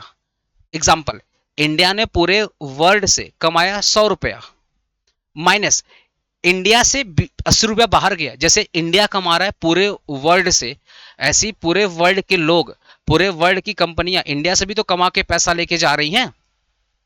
हम पैसा कमा रहे हैं, देश के अंदर आ रहा है, ऐसे वो भी कमा रहे हैं तो अपने अपने देश लेके जा रहे हैं, तो पैसा देश के बाहर जा रहा है। तो 100 रुपया अंदर आया, 100 रुपया देश के अंदर आया, 80 रुपया चला गया, तो बचा कितना? 20 रुपया। इसी 20 रुपया को बोलते हैं NFIA, और शॉर्ट में अपने पता क्या बोलते हैं? Outside income. मतलब ये इनकम इंडिया के बाहर से आ रही है। अरे भाई 100 रुपया आया था ना, 80 चला गया, बचा 20 रुपया। तो ये जो 20 रुपये की इनकम आई, ये क्या देश के अंदर से आई? ये जो 20 रुपये की इनकम आई, क्या देश के अंदर से आई? नहीं सर, ये इनकम तो देश के बाहर से आई। तो जो इनकम देश के बाहर से आ रही है ना, उसको बोलते हैं आउटसाइड इनकम। और आउटसाइड इनकम को अपने बोलते हैं NFIA। तो NFIA का फुल फॉर्म क्या हो गया? Income from abroad minus income paid to abroad. Income from abroad कितना था? 100 रुपया, minus income paid to abroad. Abroad मतलब देश के बाहर है, ठीक है। तो हमने 80 रुपया पे कर दिया, तो income from abroad minus income paid to abroad, तो जो डिफरेंस अमाउंट है उसी डिफरेंस अमाउंट को बोलेंगे अपने NFIA। क्लियर है ना? ओके। तो भैया अगर जीएनपी निकालना है ना, जीएनपी निकालना सिंपल, जीडीपी में NFIA ऐड कर दीजिए। सर जीडीपी क्या है? देश के अंदर वाली इनकम। NFIA क्या है? देश की बाहर वाली इनकम। तो जो इनकम देश के अंदर से कमा रहे वो भी ऐड करो, जो इनकम देश के बाहर से आ रही है वो भी ऐड करो, दोनों को ऐड कर दो, मिल गया जीएनपी। क्या मिल गया? जीएनपी। ठीक है। अब अगर जीएनपी को डिफाइन करना है तो तुम रट मत ना भाई, तुम क्यों रट रहे? तुम जीडीपी को डिफाइन करो, जीडीपी को डिफाइन करो। जीडीपी का डेफिनेशन क्या था? It is the money value of all final goods and services produce within the domestic territory during one accounting year. Extra में क्या लिखोगे? Including NFIA। हो गया, इंक्लूडिंग NFIA। उसके बाद ये फॉर्मूला लिख देना, हो गया डेफिनेशन। सिंपल सी बात है, तुमको जीडीपी का डेफिनेशन याद है, बस एक एक्स्ट्रा लाइन क्या लिख देना? Including NFIA। आ गया तुम्हारा जीएनपी का डेफिनेशन। ठीक है ना? अब जीएनपी भी दो टाइप का होता है, नॉमिनल और रियल। जब जीएनपी का कैलकुलेशन होगा मार्केट प्राइस पे तो नॉमिनल, और जब जीएनपी का कैलकुलेशन होगा कांस्टेंट प्राइस पे, बेस ईयर प्राइस पे, उसको बोलेंगे रियल। बात खत्म। जैसे जीडीपी समझाया था ना, वैसे ही एनडीपी है, वैसे ही जीएनपी है, ठीक है ना। अब जीडीपी और जीएनपी दोनों में समझा चुका हूं, इसका डिफरेंस आप खुद से पढ़ लीजिएगा, सेल्फ सेल्फ, ठीक है ना, खुद से पढ़ लीजिएगा। ओके, अगर मैं एनएनपी की बात करूं, एनएनपी देखो ना, जीएनपी था ना, ये जो जीएनपी था, जैसे जीडीपी था, जीडीपी मतलब ग्रॉस, ग्रॉस, जीडीपी क्या था, ग्रॉस डोमेस्टिक प्रोडक्ट, उसमें से आपने डेप्रिसिएशन हटा दिया तो क्या आया, नेट डोमेस्टिक प्रोडक्ट, यही आया ना। ऐसी GNP, gross national product, gross national product, तो ग्रॉस में से डेप्रिसिएशन को हटा दिया आपने, ग्रॉस में से डेप्रिसिएशन को हटा दिया तो क्या आएगा, नेट। तो ग्रॉस नेशनल प्रोडक्ट से डेप्रिसिएशन को हटा दिया, ग्रॉस नेशनल प्रोडक्ट से डेप्रिसिएशन को हटा दिया, क्या आया, नेट नेशनल प्रोडक्ट। और यही नेट नेशनल प्रोडक्ट हमारा क्या होता है, एनएनपी होता है। ये हमारा जो नेट नेशनल प्रोडक्ट होता है वो एनएनपी होता है, ठीक है ना। तो जीएनपी में से डेप्रिसिएशन को हटा दोगे तो मिलेगा एनएनपी, नेट नेशनल प्रोडक्ट, ठीक है ना। अब ये भी दो टाइप का होता है, नॉमिनल एनएनपी। तो जब एनएनपी का कैलकुलेशन होगा करंट ईयर मार्केट प्राइस पे तो नॉमिनल एनएनपी, ठीक है। और जब एनएनपी का कैलकुलेशन होगा बेस ईयर प्राइस पे तो रियल एनएनपी, ठीक है, कांस्टेंट प्राइस या रियल एनएनपी, ठीक है। अब जीएनपी और एनएनपी का डिफरेंस क्या होगा, सिंपल सी बात है भाई, पहला डिफरेंस डिफिनीशन, दूसरा डिफरेंस वही, जीएनपी में डेप्रिसिएशन इंक्लूड है, एनएनपी में डेप्रिसिएशन इंक्लूड नहीं है, ठीक है ना। एक्यूरेसी की बात करें, जो ग्रॉस होता है वो लेस एक्यूरेट होता है, और जो नेट होता है वो मोर एक्यूरेट होता है, ठीक है। मेजर की बात करें, ये इसको बोलते हैं, ये ग्रॉस नेशनल इनकम को मेजर करता है, मतलब ऐसी इनकम जिसमें एक्सपेंसेस इंक्लूड है। ग्रॉस का मतलब होता है इनकम में एक्सपेंसेस इंक्लूड है। ग्रॉस नेशनल इनकम का मतलब होता है देश की नेशनल इनकम जिसमें खर्चा इंक्लूड है, जिसमें खर्चा इंक्लूड है। ग्रॉस मतलब खर्चा, इनकम में खर्चा इंक्लूड है। एनएनपी मतलब क्या होता है, net national product. Net national product मतलब ऐसी इनकम जिसमें से आपने खर्चा हटा दिया है, ऐसी इनकम जिसमें से आपने खर्चा हटा दिया, इसको बोलते हैं नेट नेशनल प्रोडक्ट। क्या बोलते हैं, नेट नेशनल प्रोडक्ट, ठीक है ना, क्लियर हुआ। ओके, अब एक लिखेंगे फॉर्मूला, क्या लिखेंगे, फॉर्मूला। फॉर्मूला जीएनपी का फॉर्मूला क्या है, जीडीपी प्लस एनएफआईए, ये इसका फॉर्मूला हो गया। एनएनपी का फॉर्मूला क्या हो गया, जीएनपी माइनस डेप्रिसिएशन, ये इसका फॉर्मूला हो गया। तो 5 पॉइंट हो गया ना दोस्तों, 5 पॉइंट हो गया ना, 5 पॉइंट हो गया। जितना मार्क कर रहा हूं उतना ही पढ़ना, जितना मार्क कर रहा हूं उतना ही पढ़ना, ठीक है ना। अच्छा, तुम लोग को मैंने जीएनपी का डेफिनेशन ही समझाया कैसे लिखना। जीएनपी का डेफिनेशन कैसे है, सॉरी, एनएनपी का, एनएनपी ये जो है ना, एनएनपी, एनएनपी इसका डेफिनेशन कैसे लिखोगे, तो ये जीएनपी है, इसमें से डेप्रेशन हटाओगे तो क्या मिलेगा, एनएनपी, यही मिलेगा ना। तो सबसे पहले जीएनपी के बारे में लिखो। तो जीएनपी का डेफिनेशन तुमको मैं सिखा चुका हूं, जीएनपी कैसे लिखा जाता है अभी सिखाया। तो पहले आप जीएनपी का डेफिनेशन लिखना, अब बाद में एक एक्स्ट्रा लाइन डाल देना, excluding of depreciation, excluding of depreciation, ठीक है ना। ओके ओके, तो जीएनपी का डेफिनेशन ना आप ऐसे लिख सकते हो, it is the money value of all final goods and services produce within the country as well as outside the country during one accounting year including NFIA, including NFIA. तो GNP is the, ऐसे लिखो ना, GNP is the money value of all, लिखो ना, अगर नहीं याद हो रहा तो लिख लो, जो बोल रहा हूं लिख लो। GNP is the money value of all final goods and services produce within the country as well as outside the country, मतलब जो पैसा इंडिया के बाहर से आ रहा है। तो GNP is the money value of all final goods and services produce within the country as well as outside the country, ठीक है, during one accounting year, during one accounting year including NFIA, including NFIA. ये किसका definition है, किसका है, GNP का। अब अगर एनएनपी का लिखना है तो कैसे लिखोगे, एनएनपी में it is the money value of all final goods and services produce within the country as well as outside the country, outside the country including NFIA, including NFIA. अब extra line क्या लिखोगे, excluding depreciation, क्योंकि यहां तक तो आपने GNP का, including NFIA, यहां तक किसका डेफिनेशन है, जीएनपी का। तो एक्स्ट्रा लाइन क्या ऐड करोगे, excluding of depreciation, excluding of depreciation, ठीक है। तो एनएनपी है ना, एनएनपी का डेफिनेशन पहले क्या लिखो, जीएनपी डिफाइन करो, जीएनपी के बाद एक एक्स्ट्रा लाइन कर देना एनएनपी, आया डेप्रीशिएशन। ठीक है, व्हाट इज नेशनल इनकम। देखो नेशनल इनकम को समझना है ना, तो मैं तुमको यहाँ पे स्पेस खाली है, मैं तुमको बता रहा हूँ नेशनल इनकम निकलती कैसी है। देखो नेशनल इनकम कैसे निकलती है, पहला पहला होता है जीडीपी एमपी, जीडीपी एमपी, ठीक है ना। तो देखो ध्यान से, जीडीपी ये ग्रॉस है, ये ग्रॉस है, तो इसमें से आपने डेप्रिसिएशन को हटाया, हटाया। अच्छा, ये डोमेस्टिक है, मतलब इसमें सिर्फ आपने देश के अंदर वाली इनकम ऐड किया, ये डी है ना, डी का मतलब सिर्फ देश के अंदर वाली इनकम है। तो अब आपको इसमें ऐड करना एनएफआईए, ठीक है, एनएफआईए, ठीक है। ये मार्केट प्राइस है, तो मार्केट प्राइस में हमेशा टैक्स इंक्लूड होता है, मार्केट प्राइस में हमेशा क्या होता है, टैक्स इंक्लूड होता है। तो आप इसमें से क्या कर दिए, एनआईटी, नेट इनडायरेक्ट टैक्स, क्योंकि मार्केट प्राइस में जो टैक्स इंक्लूड होता है ना उसको बोलते हैं जीएसटी, और जीएसटी मेरा क्या है, इनडायरेक्ट टैक्स। जो भी सामान हम लोग खरीदते हैं उसमें एक टैक्स इंक्लूड होता है, उस टैक्स को बोलते हैं जीएसटी। तो भैया मार्केट प्राइस में से जीएसटी हटा दो, भाई जीएसटी जो आप दे रहे हो ना वो गवर्नमेंट को देना पड़ रहा है, तो जीएसटी क्या एक कंपलसरी टैक्स है, ठीक है, वो गवर्नमेंट को देना ही पड़ेगा, ठीक है, वो किसी प्रोडक्शन के बदले नहीं आ रहा है।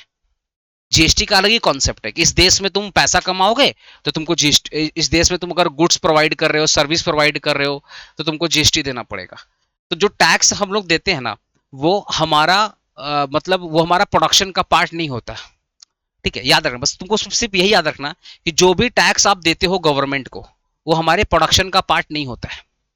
क्योंकि सुनो, अभी मैं तुम लोग से फीस लिया, सुनो ना, तो मैं तुम लोग से फीस लिया 100 रुपया, उसमें से 20 रुपया का जीएसटी गवर्नमेंट को दे दिया, तो मुझे फीस कितना मिला, 80 रुपया। तो मेरी यही इनकम हुई ना।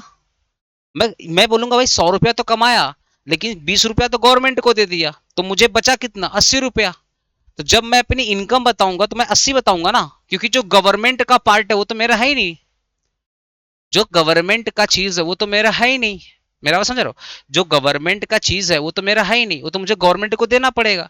अब गवर्नमेंट टैक्स चार्ज करती है, आपको पता है, देश देश के विकास के लिए, देश में बहुत सारे गवर्नमेंट ऑफिसर उनकी सैलरी के लिए, देश में रोड बनवाना, हाईवे बनवाना है, ठीक है, हर चीज के लिए गवर्नमेंट को पैसा चाहिए। तो गवर्नमेंट का तो अभी पब्लिक फिनेंस बोल के चैप्टर पढ़ाऊंगा, वहां पे मैं समझाऊंगा आपको, गवर्नमेंट को हर चीज हर समय खर्चा करना है, तो हर समय खर्चा करने के लिए गवर्नमेंट के पास पैसा तो होना चाहिए, इसलिए गवर्नमेंट टैक्स मांगती है। पर वो टैक्स आपके प्रोडक्शन का पार्ट नहीं है, क्योंकि जीडीपी में वही पैसा ऐड होगा जो आपके प्रोडक्शन का पार्ट है, जो आपके प्रोडक्शन का पार्ट नहीं है वो जीडीपी में ऐड नहीं होगा, ठीक है। तो मार्केट प्राइस में क्या था, जीएसटी ऐड था, तो जीएसटी हमने हटा दिया, एनआईटी, नेट इनडायरेक्ट टैक्स, ठीक है। अब देखो, अब देखो ना, ये ग्रॉस था, इस ग्रॉस से आपने डेप्रिसिएशन को हटाया, तो क्या आएगा सर, नेट आएगा, नेट आएगा, ठीक है। ये डोमेस्टिक था, इसमें आपने क्या ऐड किया, आपने एनएफआई ऐड किया, तो डोमेस्टिक में जैसे ही आपने एनएफआई ऐड किया, डोमेस्टिक मतलब देश के अंदर, एनएफआई मतलब देश के बाहर, तो जब देश के अंदर और देश के बाहर दोनों की बात करते हैं तो उसको बोलते हैं नेशनल, क्या होगा सर, नेशनल, ठीक है। अब देखिए ये जो पी है वो एज इट इज सेम रहेगा, तो पी का मतलब होता है प्रोडक्ट, पी का मतलब क्या होता है, प्रोडक्ट, ठीक है। अब ये मार्केट प्राइस है, उसमें से एनआईटी आपने हटा दिया, तो मार्केट प्राइस से जब भी आप एनआईटी हटाते हो ना उसको बोलते हैं फैक्टर कॉस्ट, एफसी, एफसी मतलब फैक्टर कॉस्ट। तो इसी को हम लोग शॉर्ट में क्या बोलते हैं, N N P F C, N N P F C. और यही N N P F C क्या होता है, देश का नेशनल इनकम होता है। यही जो N N P F C होता है, यही जो N N P F C होता है देश का क्या होता है, नेशनल इनकम होता है। यही जो N N P F C होता है ना वो होता है देश का नेशनल इनकम, ठीक है। देखो ये था जीडीपी, ध्यान सुनना, ये था जीडीपी, इसमें से डेप्रिसिएशन को हटा दिए, जीडीपी मतलब ग्रॉस, ग्रॉस में से डेप्रिसिएशन को हटाए, आया नेट। ये था हमारा डोमेस्टिक, डोमेस्टिक में एनएफआई ऐड करेंगे तो आएगा नेशनल, क्योंकि डोमेस्टिक मतलब देश के अंदर, एनएफआई मतलब देश के बाहर से जो आ रहा है, तो देश के अंदर और देश के बाहर दोनों को ऐड करोगे आएगा नेशनल।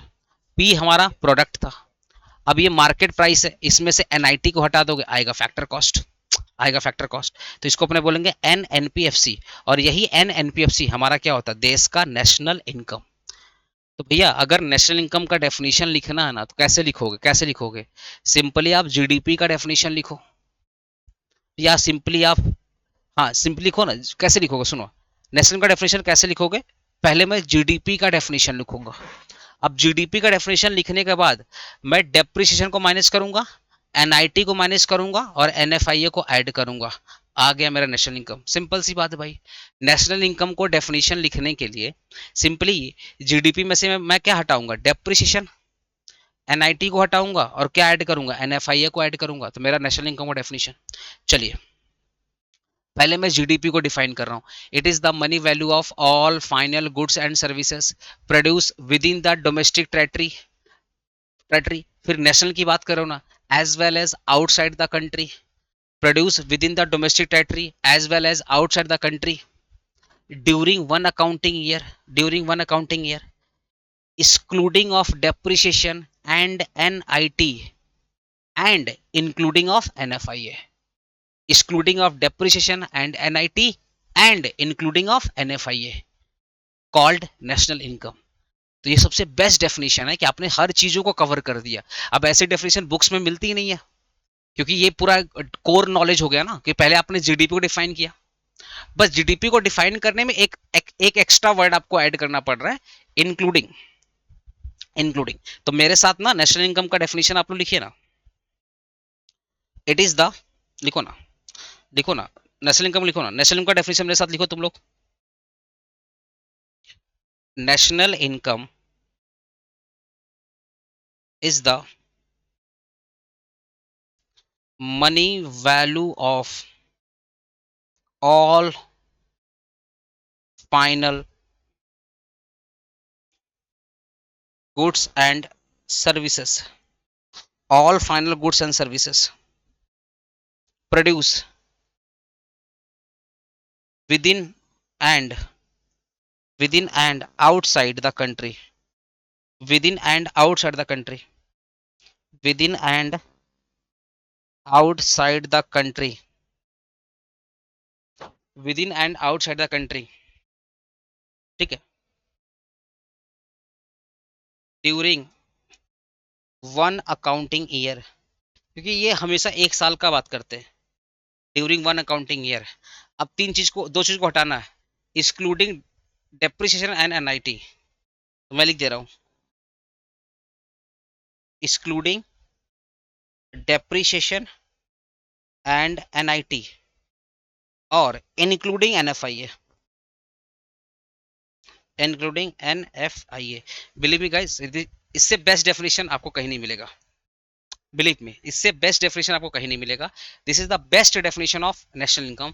कि national income it is the money value of all final goods and services produce within and outside the country during one accounting year, ठीक है, excluding of depreciation and NIT including NFIA. This is the best definition of national income. ठीक है ना, clear है hopefully.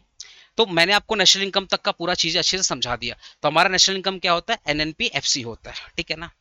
NIT का definition, NIT का formula लिख लीजिएगा। दो फॉर्मूला आप लिख लीजिए। पहला, यहां तक होपफुली आप लिख लीजिए। स्क्रीन अगर अगर नहीं लिखे हो तो स्क्रीन पॉज करके लिख लो। एनआईटी, एनआईटी के बारे में यहीं पे लिख दे रहा हूं। एनआईटी के बारे में लिख दे रहा हूं, एनआईटी।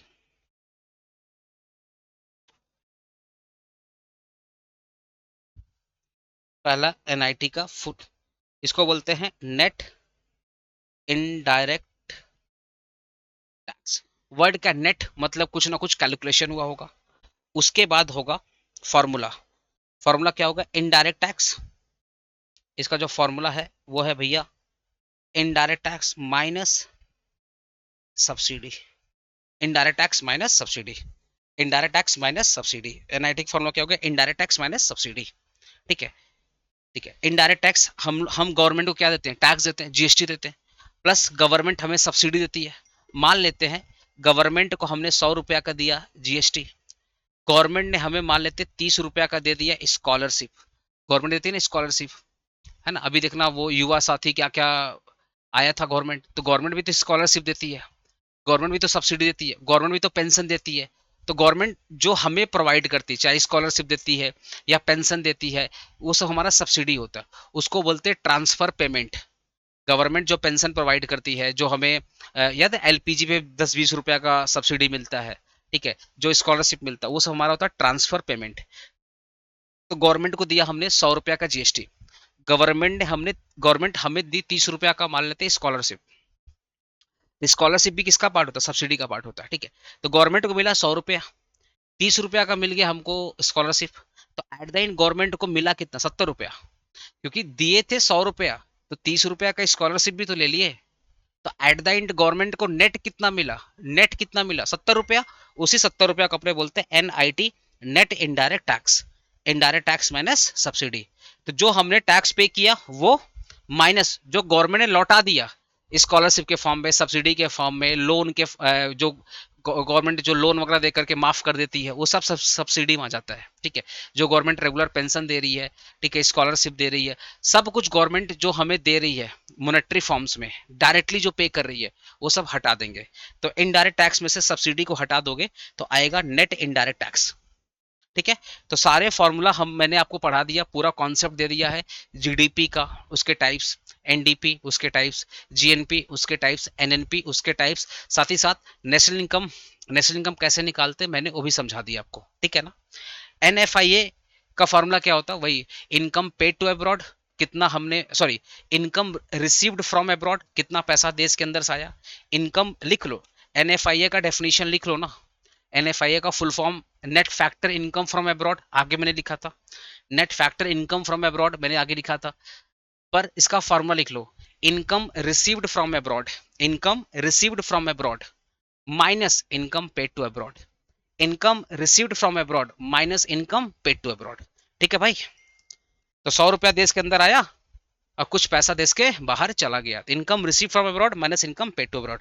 भाई कंटिन्यू 1 घंटा तक आपको मैंने कॉन्सेप्ट दिया, कैसा लगा कॉन्सेप्ट? एक बार कमेंट कर देना, ठीक है। अगर चीजें समझ में आ रही है, चीजें अगर समझ में आ रही है तो प्लीज कमेंट कर देना। सर आप इतना फास्ट पढ़ाते हैं क्या? भाई इतना फास्ट मैं नहीं पढ़ाता हूँ, पर क्या करूँ, समय बहुत कम है ना। कम चीजों में ज्यादा आउटपुट देना है, दैट इज वाई जल्दी जल्दी बोल रहा हूँ। बिकॉज पेड कोर्सेज में हम लोग जीडीपी 1 घंटा पढ़ाते हैं। अब जो पेड कोर्सेज वाला बच्चा अगर एपीसी में क्लास ले, कभी आपसे पूछिएगा, आप कभी उससे पूछिएगा कि एपीसी में कितना डेप्थ में पढ़ाई होता है, ठीक है। ये प्रमोशन नहीं कर रहा हूँ, ये फैक्ट बता रहा हूँ, ठीक है। जो जो फैक्ट है ना उसको प्रमोशन नहीं बोलते, वो सच्चाई बस तुमको बताना, तुमको अवेयर नहीं हो। तो इतना फास्ट एक्चुअली में पढ़ाता नहीं हूँ। पर क्या मैराथॉन्स है, वन शॉट सीरीज है ना, तो फास्ट नहीं बोलूंगा तो वीडियो का लेंथ बहुत ज्यादा होगा। अब ऐसी तुमको 5 घंटे का नेशनल इनकम दे दूंगा, तुम ऐसे ही नहीं पढ़ोगे। बोलोगे सर दूसरा टीचर तो 2 घंटे में मैक्रो इकोनॉमिक्स पढ़ा दिया। आप बोलो ये, आप तो यही बोलोगे ना, सर दूसरा टीचर तो 2 घंटे में मैक्रो इकोनॉमिक्स पढ़ा दिया, आप 5 घंटे में नेशनल इनकम पढ़ा रहे हो। सर कैसे, सर कैसे?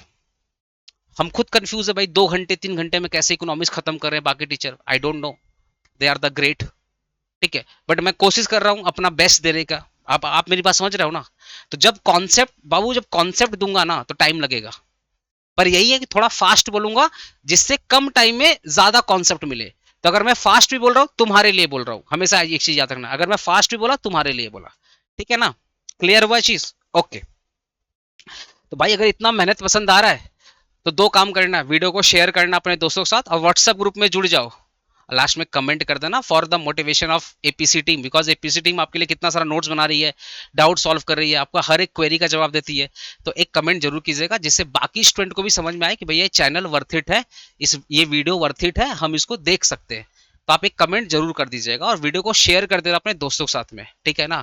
और भाई अभी तक लाइक नहीं किए हो तो क्या कर रहे हो भाई, इतना भी तुम लोग मतलब क्या बोलते हैं, इतना भी तुम लोग सेल्फिश बन गया, नहीं नहीं बस काम हो गया चले जा रहे हैं, नहीं, तुम्हारा भी धर्म बनता है मेरे लिए कुछ करना। वीडियो को लाइक करके शेयर कर देना, ठीक है। अब हम लोग सारे शॉर्ट क्वेश्चन, सारे कॉन्सेप्ट कंप्लीट कर लिया। अब हमें 3 4 क्वेश्चन मेन पढ़ना। पहला 3 मेथड, जो प्रोडक्शन मेथड है, इनकम मेथड है और एक्सपेंडिचर मेथड है। सर कितना टाइम लगेगा? 3 मेथड है, 5 5 मिनट, मतलब 15 मिनट। 5 मिनट लगेगा सर्कुलर फ्लो ऑफ इनकम को समझाना, सर 20 मिनट लगा, ठीक है ना। फिर 5 मिनट लगेगा 2 4 तो और डेफिनेशन है, private income, personal disposal income. और फिर लगेगा 15 मिनट हमारा सम्स भी कराऊंगा। तो मोटा मोटी अभी भी 45 मिनट का लेक्चर बाकी है, ठीक है ना। तो घबराओ मत, फटाफट कंप्लीट कर रहे हैं, ओके। अब प्रोडक्शन मेथड बात करते हैं। देखो नॉर्मली 3 मेथड होते हैं ना, नॉर्मली कितने मेथड? 3 मेथड होते हैं। एक प्रोडक्शन मेथड होता है जिसको आउटपुट मेथड बोलते हैं, एक होता है इनकम मेथड, एक होता है एक्सपेंडिचर मेथड। किसी भी मेथड से आप इनकम निकालोगे सेम आएगा, किसी मेथड से, चाहे आप प्रोडक्शन मेथड फॉलो करो, इनकम मेथड या एक्सपेंडिचर मेथड, किसी मेथड फॉलो करो, इनकम क्या आएगी, सेम आएगी, ठीक है ना। तो ये तीन इंपॉर्टेंट क्वेश्चन है, इसमें से एक आपके इंटरनल एग्जाम में रहेगा, चाहे इंटरनल हो चाहे एक्सटर्नल हो, ठीक है ना। अब अगर प्रोडक्शन या वैल्यू एडेड मेथड की बात करें, ठीक है, तो प्रोडक्शन मेथड को समझना है ना, तो तुम्हारे लिए एक टेबल बनाए हैं, पहले समझना। देखो, इसको बोलते हैं वैल्यू एडेड मेथड। एक एग्जांपल दे रहा है, इस एग्जांपल समझना। ये मान ले फार्मर है, इसने मान लो बनाया वीट, क्या बनाया सर, गेहूं, इसने वीट बनाया, ठीक है।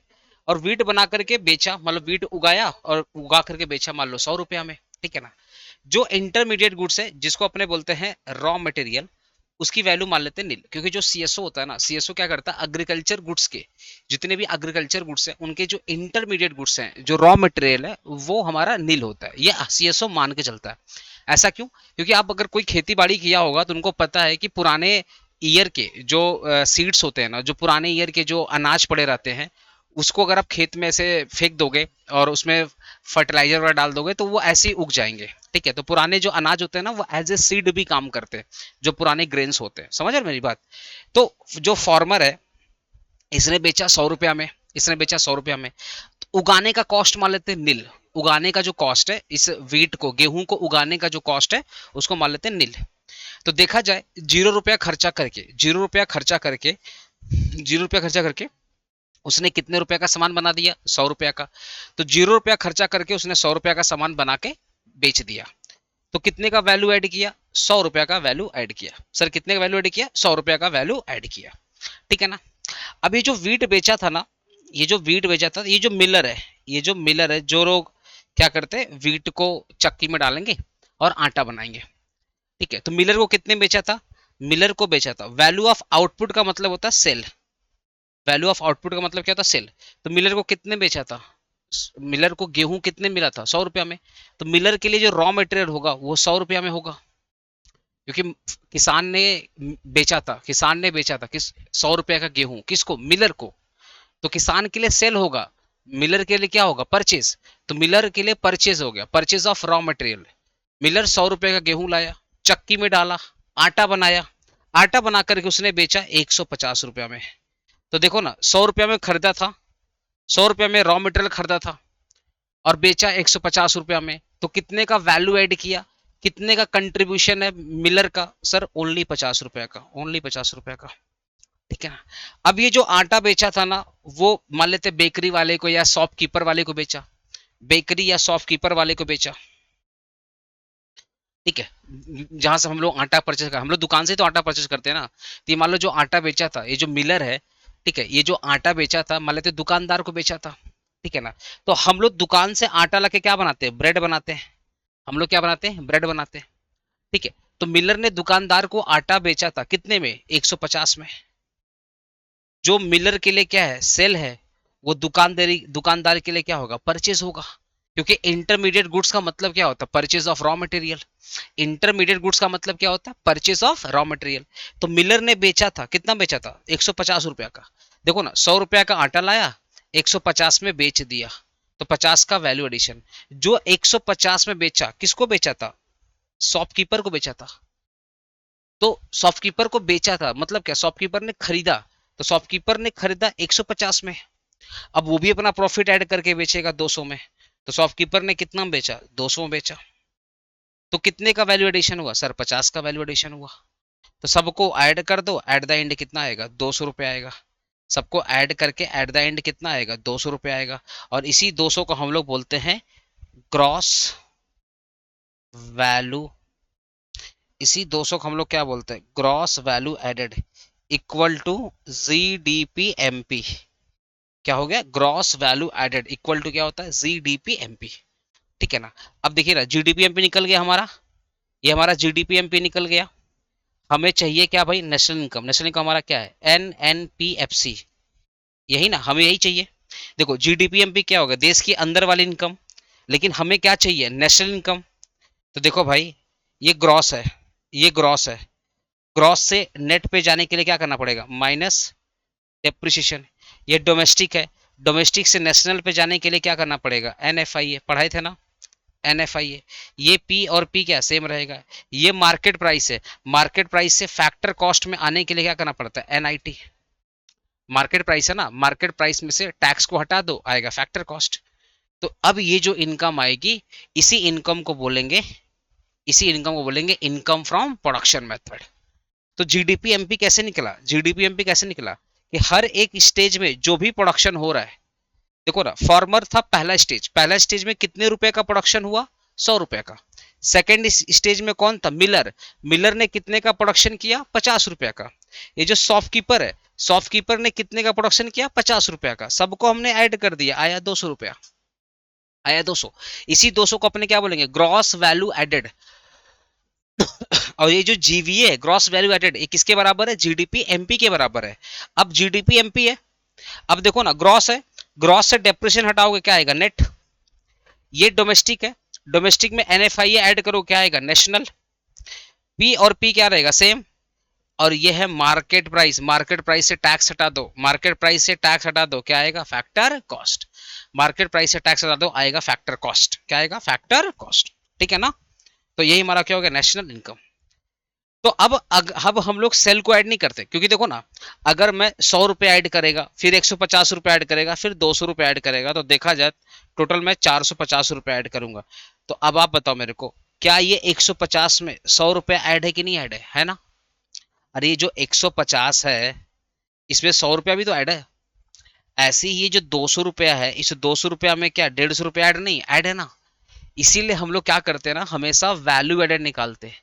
कि किसान ने 0 रुपए का खर्चा किया, 100 रुपए का सामान बेचा, तो किसान ने जीरो से बना दिया 100, तो किसान का कंट्रीब्यूशन है, देश में कितना रुपया कंट्रीब्यूशन है, किसान का जीडीपी में कितने रुपए कंट्रीब्यूशन है, फार्मर का 100 रुपए का। ठीक है। अब किसान ने किसको बेचा था, किसको बेचा था, मिलर को। तो मिलर ने खरीदा, तो मिलर के लिए क्या होगा, परचेज ऑफ रॉ मटेरियल, जिसको अपने बोलते हैं इंटरमीडिएट गुड्स। तो मिलर के लिए 100 रुपया का क्या होगा, इंटरमीडिएट गुड्स होगा। उसने बेचा 150 रुपया में, तो 100 रुपया खरीदा, बेचा 150 रुपया में। तो मिलर का कंट्रीब्यूशन कितना है, 50 रुपया। ठीक है। अब मिलर ने जो 150 में बेचा था, वो किसका रॉ मटेरियल हो गया, शॉपकीपर का। तो शॉपकीपर ने 150 में खरीदा, बेचा 200 में, खरीदा 150 में, बेचा 200 में, कितने का कंट्रीब्यूशन हो गया, 50 का कंट्रीब्यूशन हो गया। सबको ऐड कर दिया, आया 200 रुपया, 200 रुपया। इसी 200 को अपने बोलेंगे ग्रॉस वैल्यू एडेड। और ग्रॉस वैल्यू एडेड हमारा क्या होता है, जीडीपी एमपी के बराबर होता है। जो हमारा ग्रॉस वैल्यू एडेड होता है, ये हमारा जीडीपी एमपी के बराबर होता है। और जीडीपी एमपी से कैसे नेशनल इनकम निकालेंगे, बता दिया। इसी को अपने बोलते हैं प्रोडक्शन मेथड, और यही सेम चीज ऊपर में लिखा हुआ है। ठीक है ना। अब बात करते हैं अपने इनकम मेथड, क्या बात करते हैं, इनकम मेथड। देखो ना, इनकम मेथड, तो सुनो ना, इकोनॉमिक्स क्या बोलता है, इकोनॉमिक्स क्या बोलता है, ये जो इनकम है ना, ये जो इनकम है, as per the economics, income सिर्फ फैक्टर्स ऑफ प्रोडक्शन ही कमा सकते हैं। इनकम कौन कमा सकता है, फैक्टर्स ऑफ प्रोडक्शन।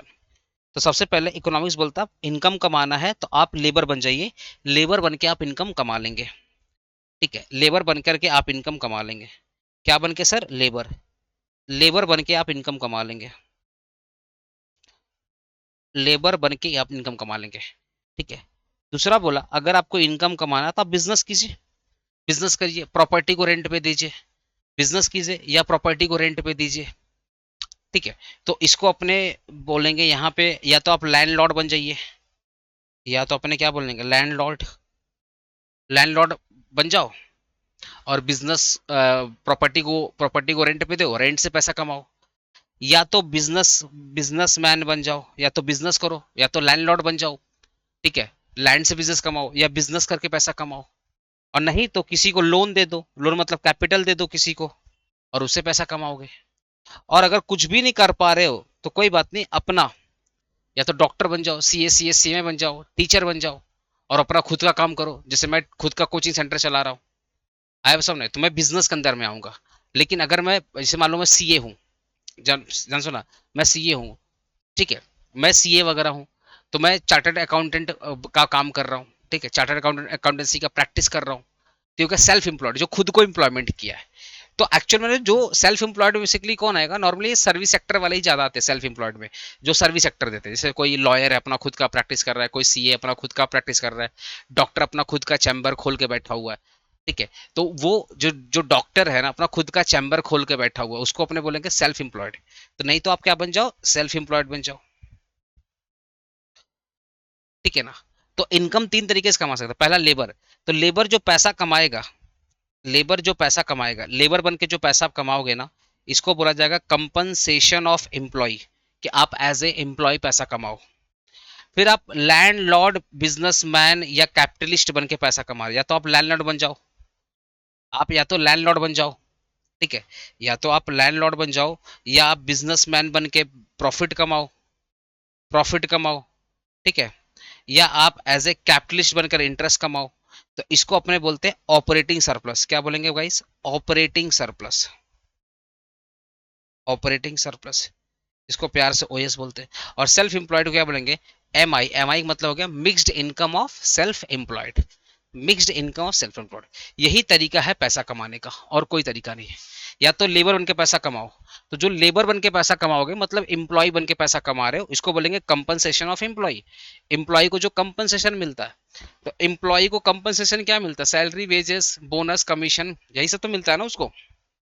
कुछ कैश में मिलता है और कुछ काइंड मिलता है। कुछ सैलरी कैश मिलता है, कुछ सैलरी क्या मिलता है? काइंड मिलता है। काइंड मतलब जैसे आप जितने भी गवर्नमेंट ऑफिसर होते हैं ना, उनको पेट्रोल डीजल भी थोड़ा बहुत दिया जाता है काइंड में, मतलब उनको सैलरी, कुछ सैलरी मिलता है और कुछ काइंड मिलता है, ठीक है। जैसे घर वर मिल जाता है, तो जो घर मिला है वो भी तो सैलरी के, सैलरी में उसका भी तो कंट्रीब्यूशन है, ठीक है। उसको बोलते हैं रेंट फ्री एकोमोडेशन, आरएफए बोलते हैं उसको, रेंट फ्री एकोमोडेशन, ठीक है। तो अगर घर मिल गया, कंपनी तरफ से गाड़ी मिल गया, कंपनी तरफ से घर गाड़ी मिल गया, नौकर मिल गया, ठीक है, कंपनी ने इलेक्ट्रिसिटी का बिल पे कर दिया, वो हो गया काइंड। और कुछ कैश दे दिया, तो सैलरी कैश में भी होता है और काइंड में भी होता है। तो कंपनसेशन ऑफ एम्प्लॉय पहला तरीका है। पहला तरीका है कि भैया आप लेबर बन के पैसा कमाओ, लेबर बन के इनकम कमाओ। दूसरा तरीका, लैंडलॉर्ड बन जाओ। तो जब आप लैंडलॉर्ड बनोगे तो रेंट से पैसा कमाओगे। जब आप बिजनेस करोगे तो प्रॉफिट से पैसा कमाओगे। जब आप कैपिटलिस्ट बन जाओगे तो इंटरेस्ट से पैसा कमाओगे। जैसे बैंक वाला लोग क्या कर रहा है? कैपिटलिस्ट का काम कर रहा है। आपके आसपास के देखना, जो रिच लोग होते हैं वो पैसा उधारी में देते हैं, बदले में इंटरेस्ट लेते हैं, 1%, 2%, 3%, है ना, ऐसा वर्ड है ना, 2%, 3%, मतलब 1%, 2%, 3% वो क्या लेते हैं? इंटरेस्ट लेते हैं, इंटरेस्ट लेते हैं, ठीक है। तो आप कैपिटलिस्ट बन के आप पैसा कमा सकते हैं, ठीक है। तो अगर आप लैंडलॉर्ड, बिजनेस या कैपिटलिस्ट बन के पैसा कमा रहे हैं, उनको बोलेंगे ऑपरेटिंग सरप्लस। और जो लेबर नहीं है, जो लैंडलॉर्ड नहीं है, जो बिजनेसमैन नहीं है, जो कैपिटलिस्ट नहीं है, वो क्या है? Mixed income of self employed. अब लॉयर अपना खुद का चैम्बर खोल के रखा है, तो वो सेल्फ एम्प्लॉयड है, खुद का प्रैक्टिस कर रहा है। सीए अपना खुद का प्रैक्टिस कर रहा है, वो सेल्फ एम्प्लॉयड में आ गया। जैसे मैं अपना कोचिंग सेंटर ओपन करके पढ़ा रहा हूँ, या होम ट्यूशन मैं कर रहा हूँ, ऐसे अगर मैंने कोचिंग सेंटर ओपन कर लिया ना प्रॉपरली, और मेरा जैसे मेरा जीएसटी वीएसटी नंबर है, तो मैं प्रॉपर बिजनेस में आ गया। बट बहुत सारे, जैसे मैं पहले पहले मैं रजिस्टर्ड नहीं था, तो मैं सेल्फ एम्प्लॉयड था, या आप घूम घूम कर ट्यूशन पढ़ा रहे हो, सब सेल्फ एम्प्लॉयड में आ गए, हो गया सेल्फ एम्प्लॉयड, ठीक है। तो अब अगर आप compensation of employ, operating surplus और मिक्स्ड इनकम इन सबको ऐड कर दिए, तो मिलेगा एनडीपीएफसी। क्या मिलेगा? NDPFC. Compensation of employ, operating surplus और एमआईए सबको ऐड कर दिए, तो क्या मिलेगा? NDPFC. Compensation of employ, operating surplus और एमआई सबको ऐड कर दिया, क्या मिलेगा? एनडीपीएफसी, ठीक है ना। क्योंकि याद रखिए, जब मैं इनकम की बात कर रहा हूँ, तो जब एक लेबर को ना सैलरी मिलता है, वेजेज मिलता है, तो बहुत कुछ काट दिया जाता है, टीडीएस कट जाता है उसका, ठीक है, उसका प्रोफेशनल टैक्स कट जाता है, तो बहुत कुछ काट के पैसा मिलता है, इसलिए आया नेट। और ये लोग देश के अंदर ही कमा रहे हैं ना, इसलिए आया डोमेस्टिक। और पी मतलब प्रोडक्शन, जो भी पैसा वो आ रहा है, कहाँ से आ रहा है? प्रोडक्शन से आ रहा है। और जब आप जब आप जब आप अपना प्रॉफिट की बात करते हैं तो टैक्स हटा के बात करते हैं। जब एक लेबर सैलरी कमाता है तो उसका प्रोफेशनल टैक्स कट जाता है। तो जो भी पैसा मिल रहा है ना, जो भी पैसा मिल रहा है, जो भी पैसा मिल रहा है, जो भी पैसा मिल रहा है, ये जो भी पैसा मिल रहा है, इसमें से दो चीज हटा दिया गया। पहला, डेप्रिसिएशन हटा दिया गया, टैक्स हटा दिया, इसलिए देखिएगा नेट आया है और एफसी आया है। और जो पैसा आया वो देश के अंदर से आ रहा है, इसलिए डोमेस्टिक आया है। तो जब जब आप इनकम की बात करें, जैसे मैं बोलूंगा मेरी इनकम क्या है, तो मैं अपना टैक्स हटा दूंगा, अपना डेप्रिसिएशन हटा दूंगा, अब जो बचेगा वही मेरा इनकम होगा। तो जब मैं डेप्रिसिएशन हटाऊंगा तो क्या आएगा? नेट आएगा, ठीक है। और जब मैं अपना टैक्स हटाऊंगा तो क्या आएगा? एफसी आएगा। समझ में आया? तो मार्केट प्राइस में से मैंने टैक्स हटा दिया, क्या है? एफसी आया। इसलिए एनडीपी एफसी आएगा, नेट डोमेस्टिक। मतलब ये जो भी इनकम कमा रहा हूं, देश के अंदर कमा रहा हूं ना, तो इसको बोलेंगे net domestic product at a factor cost. Net domestic product at a factor cost. तो जो भी पैसा कमा रहे हो आप देश के अंदर कमा रहे हो, इसको बोलते हैं कंपनसेशन ऑफ एम्प्लॉय। तो अब एम्प्लॉय को जो जो पैसा, एम्प्लॉय जो पैसा कमाता है उसको बोलते हैं कंपनसेशन ऑफ एम्प्लॉय, जैसे वेजेस, सैलरी, बोनस, ठीक है, ग्रेचुइटी, एम्प्लॉयर कंट्रीब्यूशन तो प्रोविडेंट फंड, तो जो एम्प्लॉय आरपीएफ में जो कंट्रीब्यूशन दिया वो सब सैलरी का पार्ट है। ठीक है, तुम लोग सेमेस्टर 3 में आ रहे हो ना, तो सैलरी बोल के एक चैप्टर है, वो सब मैं पढ़ाऊंगा, ये सब क्या होता है पढ़ाऊंगा, बस ये मान के चलो ये सब सैलरी का पार्ट है जो एम्प्लॉय को मिलता है। ठीक है, एक होता है ऑपरेटिंग सरप्लस। ऑपरेटिंग सरप्लस मतलब क्या, अगर आप लैंडलॉर्ड हैं तो रेंट बन के कमा रहे, अगर आप कैपिटलिस्ट हैं तो इंटरेस्ट रूप में पैसा कमा रहे, अगर आप बिजनेस कर रहे हैं तो प्रॉफिट एंड रॉयल्टी से पैसा कमा रहे। प्रॉफिट एंड रॉयल्टी, रॉयल्टी क्या होता है, जब आप किसी को अपना फ्रेंचाइजीज वगैरह सेल करते, देखो ना डोमिनोज का फ्रेंचाइजीज हर जगह है, तो बदले में डोमिनोज क्या लेता है, रॉयल्टी लेता है। अब मेरा कोचिंग सेंटर है एपीसी, अब एपीसी के नाम पे कहीं और कोचिंग सेंटर चल रहा है जहां पे मैं नहीं पढ़ा रहा हूं, तो मैं उस टीचर से क्या लूंगा, रॉयल्टी लूंगा, बिकॉज वो मेरा नाम यूज कर रहा है, तो मैं बिजनेस करके प्रॉफिट और रॉयल्टी कमा रहा हूँ, तो इसको अपने बोलते हैं ऑपरेटिंग सरप्लस। और एक होता है mixed income of self employed. ठीक है, mixed income self employed.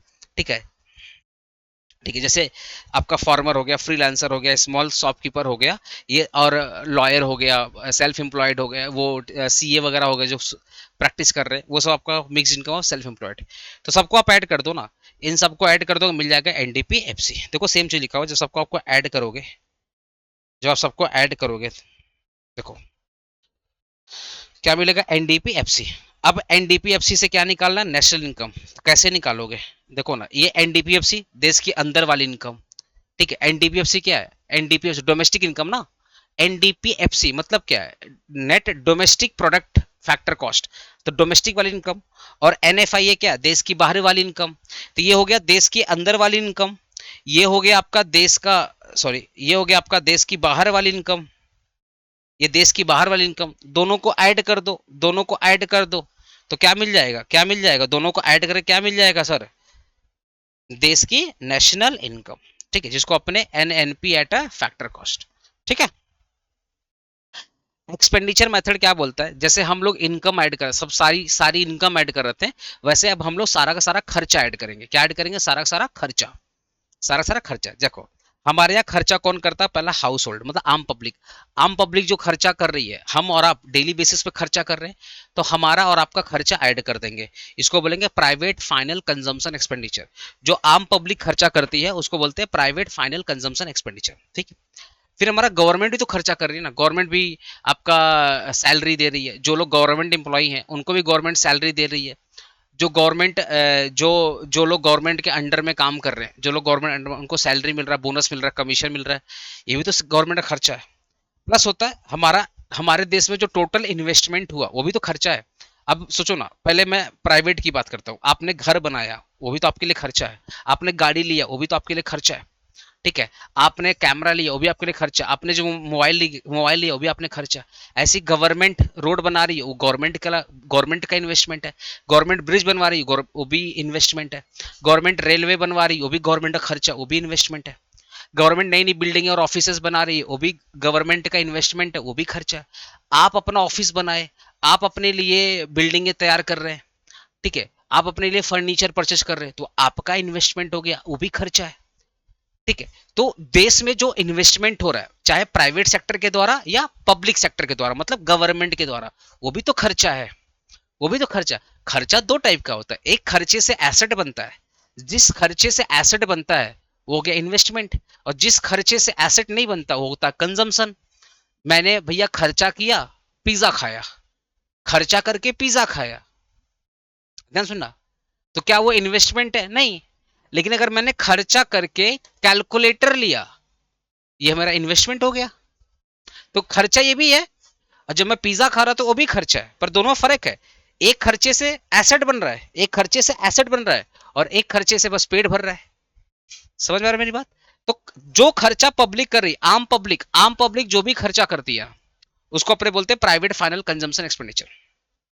Government final consumption, जो गवर्नमेंट जो भी खर्चा करती है वो government final consumption expenditure, salary, health care और पॉलिसी सर्विसेज पे। फिर होता है gross domestic capital formation. Gross domestic capital formation मतलब क्या है, देश का ओवरऑल इन्वेस्टमेंट। तो जो अगर आप घर बनवा रहे हो, घर बनवा रहे हो, है तो इन्वेस्टमेंट, वो भी तो खर्चा है। कार ले रहे हो, है तो इन्वेस्टमेंट पर खर्चा है ना, तो वो सारा सारा इन्वेस्टमेंट। प्लस एक होता है नेट एक्सपोर्ट। नेट एक्सपोर्ट मतलब एक ऐसा खर्चा जो देश के अंदर और देश के बाहर हो रहा है। जब हम इंपोर्ट करते हैं तो इंपोर्ट करने से क्या होता है, हम पेमेंट करते हैं, गुड्स एंड सर्विसेज बाहर से आ रही है, इसको बोलते हैं इंपोर्ट, और पैसा हम भेज देते हैं। ऐसे ही जब हम एक्सपोर्ट करते हैं तो दूसरे दूसरे देश के लोग इंडियन गुड्स एंड सर्विसेज का डिमांड करते हैं, तो इंडिया वाले क्या करते हैं, गुड्स और सर्विसेज भेजते हैं, बदले में पैसा रिसीव करते हैं। तो वो जो खर्चा हुआ देश के बाहर हुआ। तो एक्सपोर्ट का मतलब देश के बाहर वाला खर्चा, इंपोर्ट का मतलब देश के अंदर वाला खर्चा। एक्सपोर्ट का मतलब क्या होता है, देश के बाहर वाला खर्चा। इंपोर्ट मतलब हमारा अपना खर्च, अरे हम इंपोर्ट कर रहे हैं तो हमारा अपना खर्चा है ना, तभी तो गुड्स हमारे देश में आ रहा है और पैसा चला गया। जब आप एक्सपोर्ट कर रहे हो, एक्सपोर्ट आप तब करोगे जब वो खर्च करेंगे, दूसरे देश के लोग खर्च करेंगे। वो अगर डिमांड नहीं करेंगे, वो अगर खर्चा नहीं करेंगे तो एक्सपोर्ट क्यों करोगे। तो जो खर्चा देश के अंदर हो रहा है, देश के बाहर हो रहा है, उसका जो नेट है उसको बोलेंगे नेट एक्सपोर्ट। तो नेट एक्सपोर्ट कैसे निकालेंगे, export minus import, export minus import, ये हो गया नेट एक्सपोर्ट। तो जब आप इन चारों को ऐड करोगे ना, जब आप इन चारों को ऐड करोगे तो मिलेगा आपको जीडीपी एमपी। देखो सी प्लस आई प्लस जी, सी का मतलब पब्लिक पब्लिक वाला खर्चा, जी मतलब गवर्नमेंट वाला खर्चा, आई मतलब जो देश का ओवरऑल इन्वेस्टमेंट है, और प्लस एक्स माइनस एम का मतलब होता है नेट एक्सपोर्ट। जब आप सबको ऐड करोगे तो मिलेगा जीडीपी एट एमपी। ये सारा चीज ऐड करोगे इसको, ये मिलेगा जीडीपी एट एमपी। और जीडीपी एट एमपी से नेशनल इनकम कैसे जाना हो तो मैं तुमको सिखा ही चुका। अरे ग्रॉस है ना, ग्रॉस से डेप्रिसिएशन हटा दो, आएगा नेट। ये डी है, डी मतलब क्या है, डोमेस्टिक, उसमें एनएफआई ऐड कर दो, आ जाएगा नेशनल। पी क्या रहेगा, सेम रहेगा। एमपी से एनआईटी को हटा दो तो क्या हो जाएगा, फैक्टर कॉस्ट, आ गया नेशनल इनकम। ठीक है, तो इससे हम लोग नेशनल इनकम आराम से निकाल पाएंगे। कैसे, जीडीपी एट एमपी से, जीडीपी एट एमपी से नेशनल इनकम निकालने के लिए सबसे पहले डेप्रिसिएशन और एनआईटी को हटाएंगे और एनएफआईए को ऐड करेंगे। ठीक है, हम डेप्रिसिएशन को हटाएंगे तो नेट आएगा, एनआईटी को हटाएंगे तो फैक्टर कॉस्ट आएगा। ठीक है, और एनएफआईए को ऐड करेंगे तो नेशनल आएगा, तो नेट नेशनल। ठीक है, क्लियर है, ये तो मैं पढ़ा चुका हूं तुमको। तो इसी को अपने बोलते हैं एक्सपेंडिचर मेथड, ये होता हमारा एक्सपेंडिचर मेथड। अब बात करते हैं circular flow of income in two sector close economy. Circular flow of income को समझना है ना, तो ये डायग्राम देखो, डायग्राम से तुमको समझ में आ जाएगा। ठीक है, देखो ये है हाउस होल्ड मतलब आम पब्लिक, ये है बिजनेस, ये है बिजनेस। तो अब एक बिजनेस को सुनो ना, अब एक बिजनेस है, बिजनेस को क्या चाहिए, लैंड चाहिए, लेबर चाहिए, कैपिटल चाहिए, ऑन्टरप्रेनर स्किल चाहिए। एक बिजनेस को ग्रो करने के लिए क्या चाहिए, लैंड चाहिए, लेबर चाहिए, कैपिटल चाहिए, ऑन्टरप्रेनर स्किल चाहिए। तो इस बिजनेस को लैंड कौन प्रोवाइड करेगा, ऑब्वियसली हाउस होल्ड, क्योंकि हाउस होल्ड मतलब हम आम आदमी। अरे आम आदमी ही तो, जो आम आदमी है, ये जो आम आदमी है, ठीक है, यही तो हाउस होल्ड में हाउस, जो आम आदमी, अरे मैं और आप ही तो बिजनेस को कैपिटल देते हैं, मैं और आप ही तो बिजनेस को लैंड देते हैं, मैं और आप ही तो बिजनेस में लेबर बन के काम करते हैं, मैं और आप ही तो as a manager, as a director, as a entrepreneur skills लगाते हैं, तब जाके बिजनेस ग्रो करता है। मैं और आप, समझ गया ना। तो हम और आप किसके पार्ट है, हाउस होल्ड के पार्ट है। तो आम पब्लिक ने क्या दिया बिजनेस को, आम पब्लिक ने बिजनेस को क्या दिया, फैक्टर्स ऑफ प्रोडक्शन, मतलब लैंड दिया, लेबर दिया, कैपिटल दिया, एंटरप्रेन्योरशिप दिया। तो आम पब्लिक ने ये दिया, बदले में बिजनेस ने क्या दिया, पैसा। अगर आपने लेबर दिया तो आपको वेजेस मिला, अगर आपने लैंड दिया तो आपको रेंट मिला। अगर अगर आम पब्लिक ने इंटरेस्ट दिया बिजनेस को तो बदले में, बिजनेस को कैपिटल दिया तो बदले में क्या चार्ज किया, इंटरेस्ट चार्ज किया। और आम आदमी अगर बिजनेस कर रहा है तो बदले में क्या चार्ज कर रहा है, प्रॉफिट कमा रहा है। तो भाई अगर आप बिजनेस को कुछ दे रहे हो तो बिजनेस भी तो आपको कुछ दे रहा है। ठीक है, हमने बिजनेस को क्या दिया, लैंड, बदले में क्या लिया, रेंट। हमने बिजनेस को क्या दिया, लेबर, बदले में क्या लिया, वेजेस। हम लोगों ने बिजनेस को क्या दिया, कैपिटल, बदले में क्या लिया, इंटरेस्ट। हम लोगों ने बिजनेस को क्या दिया, ऑन्टरप्रेनर स्किल्स, बदले में क्या लिया, प्रॉफिट। तो जो बिजनेस को आप गुड्स और सर्विसेज दे रहे हैं ना, जो बिजनेस को आप गुड्स और सर्विसेज दे रहे हैं, इसको बोलते हैं रियल फ्लो। अब बदले में बिजनेस क्या कर रहा है, पेमेंट कर रहा है, तो जहां पैसा इन्वॉल्व है उसको बोलेंगे मनी फ्लो। तो ये जो पहला फ्लो है, ये पहला फ्लो है, इसको बोलेंगे रियल फ्लो। और ये दूसरा फ्लो है, इसको बोलेंगे मनी फ्लो। अब बिजनेस के अंदर ध्यान सुनिएगा, अब बिजनेस के अंदर जो भी सामान बना वो मार्केट के थ्रू कौन परचेज करेगा, आम आदमी परचेज करेगा। हमारे घर में जो भी सामान आता है वो कहां से आता है, दुकान से आता है। बिजनेस से ही तो आता है ना। तो बिजनेस वाले जो भी गुड्स एंड सर्विसेज यहाँ बना रहे हैं वो मार्केट के थ्रू किसको भेजते हैं? आम आदमी भेजते हैं, आम आदमी भेजते हैं। बदले में आम आदमी क्या कर रहा है? बदले में आम आदमी क्या कर रहा है? पेमेंट कर रहा है। तो बिजनेस वाले ने अपना गुड्स एंड सर्विसेज किसको भेजा? मार्केट के थ्रू पब्लिक को भेजा, और पब्लिक ने फिर क्या किया? पेमेंट किया। तो जब बिजनेस वाला भेज रहा है तो उसको बोलेंगे रियल फौज, क्योंकि बिजनेस वाले ने गुड्स और सर्विसेज भेजा ना। बिजनेस वाले ने गुड्स एंड सर्विसेज भेजा, किसको? हाउस होल्ड को भेजा। बिजनेस वाले गुड्स एंड सर्विसेज भेजा हाउस होल्ड को, तो इसको अपने क्या बोलेंगे? Real flow. Real flow. बदले में हाउस होल्ड क्या किया? पेमेंट किया। भाई हम मार्केट जाते हैं, मार्केट से सामान लेकर आते हैं, मार्केट से सामान घर लेके आते हैं, बदले में पेमेंट करते हैं। जब पेमेंट करते हैं तो पैसा किसको मिलता है? बिजनेस वालों को मिलता है। जब आप पेमेंट करते हो तो पैसा दुकानदार को मिलता है, बिजनेस वालों को मिलता है। तो हम सामान लेकर भी आ रहे हैं, हम सामान घर से लेकर भी आ रहे हैं, बदले में पेमेंट कर रहे हैं। तो जब हम पेमेंट कर रहे हैं तो क्या इन्वॉल्व है? पैसा, तो इसको बोलेंगे मनी फ्लो। और जब हम गुड्स और सर्विसेज घर लेके आ रहे हैं, तो जहां पर भी गुड्स एंड सर्विसेज इन्वॉल्व होगा उसको बोलेंगे रियल फ्लो। क्या बोलेंगे? Real flow. तो इसी पूरे प्रोसेस को बोलते हैं सर्कुलर फ्लो। क्या बोलते हैं इसको? Circular flow. ठीक है। तो रियल फ्लो याद रखिएगा, movement of goods and services. तो ये था आपका तीसरा फ्लो और ये था आपका चौथा फ्लो। ठीक है। थ्री सेक्टर में कौन कौन आता है? गवर्नमेंट आता है। थ्री सेक्टर में कौन आता है? गवर्नमेंट आता है। थ्री सेक्टर में तीन लोग आ जाते हैं, एक हाउस होल्ड आता है, एक फर्म आता है और एक गवर्नमेंट आता है। तो देखो ना, हाउस होल्ड और फर्म हम लोग समझ गए, अब गवर्नमेंट की बात करते हैं। ठीक है। अब देखिएगा, आम आदमी आम आदमी गवर्नमेंट को क्या देता है? ध्यान सुनिएगा। आम आदमी गवर्नमेंट को प्रोवाइड करता, पहला गवर्नमेंट के अंदर एम्प्लॉय कौन बन रहा है? गवर्नमेंट के अंदर एम्प्लॉय कौन बन रहा है? पब्लिक ही तो बन रही है। तो आम आदमी गवर्नमेंट को दे रहा है सर्विस। ऐसे ही गवर्नमेंट को मान लो कोई प्रोजेक्ट बनाना है, हाईवे बनाना है, तो उसको लैंड चाहिए। तो आम आदमी तो अपना खेत दे देता है, अपना घर दे देता है, भाई ठीक है तुम अपना रोड निकालो। आज गवर्नमेंट जो भी प्रोजेक्ट निकालती है, कोई हाईवे निकाल रही है, तो उसमें अगर आपका घर आ गया तो गवर्नमेंट वो घर आपसे ले लेती है। तो कहीं ना कहीं गवर्नमेंट को भी लैंड वगैरह हम प्रोवाइड करते हैं। तो हम लोग भी गवर्नमेंट को गुड्स और सर्विसेज प्रोवाइड करते हैं। बदले में गवर्नमेंट भी बदले में गवर्नमेंट भी हमें बदले में गवर्नमेंट भी हमें क्या देती है भाई? बदले में गवर्नमेंट भी हमें क्या देती है? पैसा देती है। अगर हम गवर्नमेंट को एज ए सैलरी अगर हम लोग गवर्नमेंट को एज ए एम्प्लॉय ज्वाइन करते हैं, मतलब गवर्नमेंट का एग्जाम क्रैक करके हम एज ए एम्प्लॉय काम करते हैं, बदले में गवर्नमेंट क्या दे रही है? सैलरी दे रही है, पेंशन दे रही है, रिटायरमेंट के बाद पेंशन दे रही है। अच्छा, हम लोग गवर्नमेंट को टैक्स भी देते हैं, हम लोग गवर्नमेंट को टैक्स भी देते हैं। अब बदले में गवर्नमेंट हमें क्या देती है? सब्सिडी। देखो यहाँ लिखा हुआ है, बदले में गवर्नमेंट क्या देती है? सब्सिडी। समझा? गवर्नमेंट हमें क्या देती है? सब्सिडी। तो हम गवर्नमेंट को क्या दिए? हमने गवर्नमेंट को दिया, गुड्स दिया, सर्विस दिया, टैक्स दिया। बदले में गवर्नमेंट क्या लौटाई? गुड्स एंड सर्विसेज के बदले पैसा। अगर आपने सर्विसेज दिया तो सैलरी, अगर आपने गुड्स दिया तो बदले में आपको पेमेंट मिला। ठीक है ना? पेमेंट मिला। क्लियर हुआ? और अगर आपने टैक्स दिया तो गवर्नमेंट आपको क्या दे रही है? सब्सिडी दे रही है।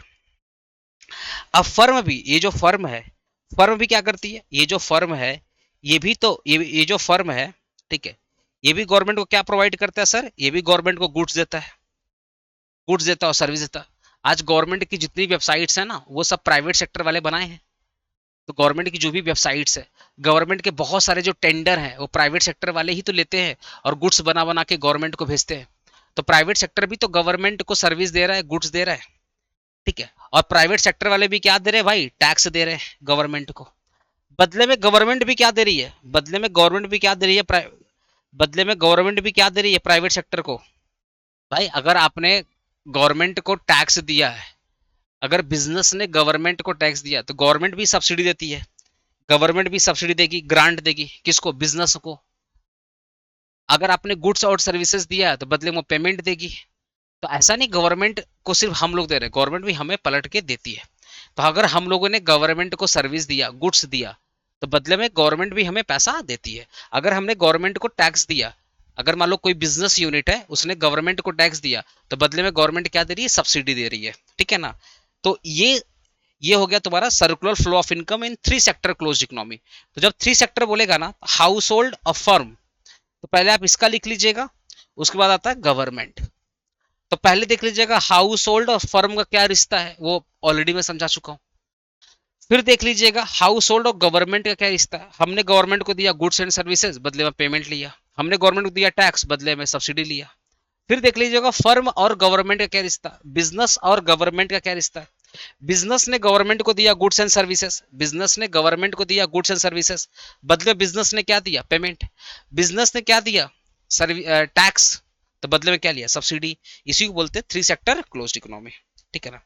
अब डोमेस्टिक इनकम क्या होता है, जो एनडीपीएफसी होती है ना, जो हमारा एनडीपीएफसी होती है ना, एनडीपीएफसी, अरे compensation of employ, rent, interest, profit, mixed income of self employed, जिसको हम लोग बोलते हैं ना एनडीपीएफसी। तो जो एनडीपीएफसी होता है वही होता है देश की डोमेस्टिक इनकम। जो एनडीपीएफसी पढ़े थे ना इनकम मेथड, अरे इनकम मेथड से ही तो एनडीपीएफसी आया था, इसी को अपने बोलते हैं देश की डोमेस्टिक इनकम, ठीक है। प्राइवेट इनकम कैसे होता है, प्राइवेट इनकम कैसे निकालते हैं, देखो ये प्राइवेट इनकम का मतलब क्या होता है। देखो ये प्राइवेट इनकम मतलब प्राइवेट सेक्टर की इनकम। तो सबसे पहले क्या निकलता है, factor income from domestic source, मतलब हमारी एनडीपीएफसी कौन सा, प्राइवेट सेक्टर वाली, मतलब जो प्राइवेट सेक्टर से आ रही है। एनडीपीएफसी मतलब देश के अंदर वाली इनकम, कौन सा, प्राइवेट सेक्टर। अच्छा इस देश में प्राइवेट सेक्टर वाले भी कमा रहे हैं, मतलब हम और आप कमा रहे हैं, और गवर्नमेंट भी तो कमा रही है। गवर्नमेंट भी तो बहुत सारा बिजनेस कर रही है भाई, गवर्नमेंट भी तो पैसा कमा रही है। तो हम जब प्राइवेट इनकम निकालेंगे तो प्राइवेट इनकम में सिर्फ और सिर्फ हम अपना इनकम देखेंगे। प्राइवेट इनकम का मतलब प्राइवेट सेक्टर की इनकम की बात हो रही है। तो सबसे पहले देश के अंदर जो प्राइवेट सेक्टर की इनकम है, देश के अंदर जो प्राइवेट सेक्टर की इनकम है पहले हम वो देखेंगे। तो हमारे देश के अंदर जो प्राइवेट सेक्टर की इनकम है वो है एनडीपीएफसी। एनडीपीएफसी ये फुल नहीं है, ये फुल नहीं है, ये है factor income from domestic source. मतलब एनडीपीएफसी प्राइवेट सेक्टर वाला, गवर्नमेंट वाला छोड़ देंगे। एनडीपीएफसी जो गवर्नमेंट सेक्टर से आ रही है, जो गवर्नमेंट की इनकम वो छोड़ देंगे, because we need a private income, हमें सिर्फ प्राइवेट सेक्टर की इनकम दिख रहा है।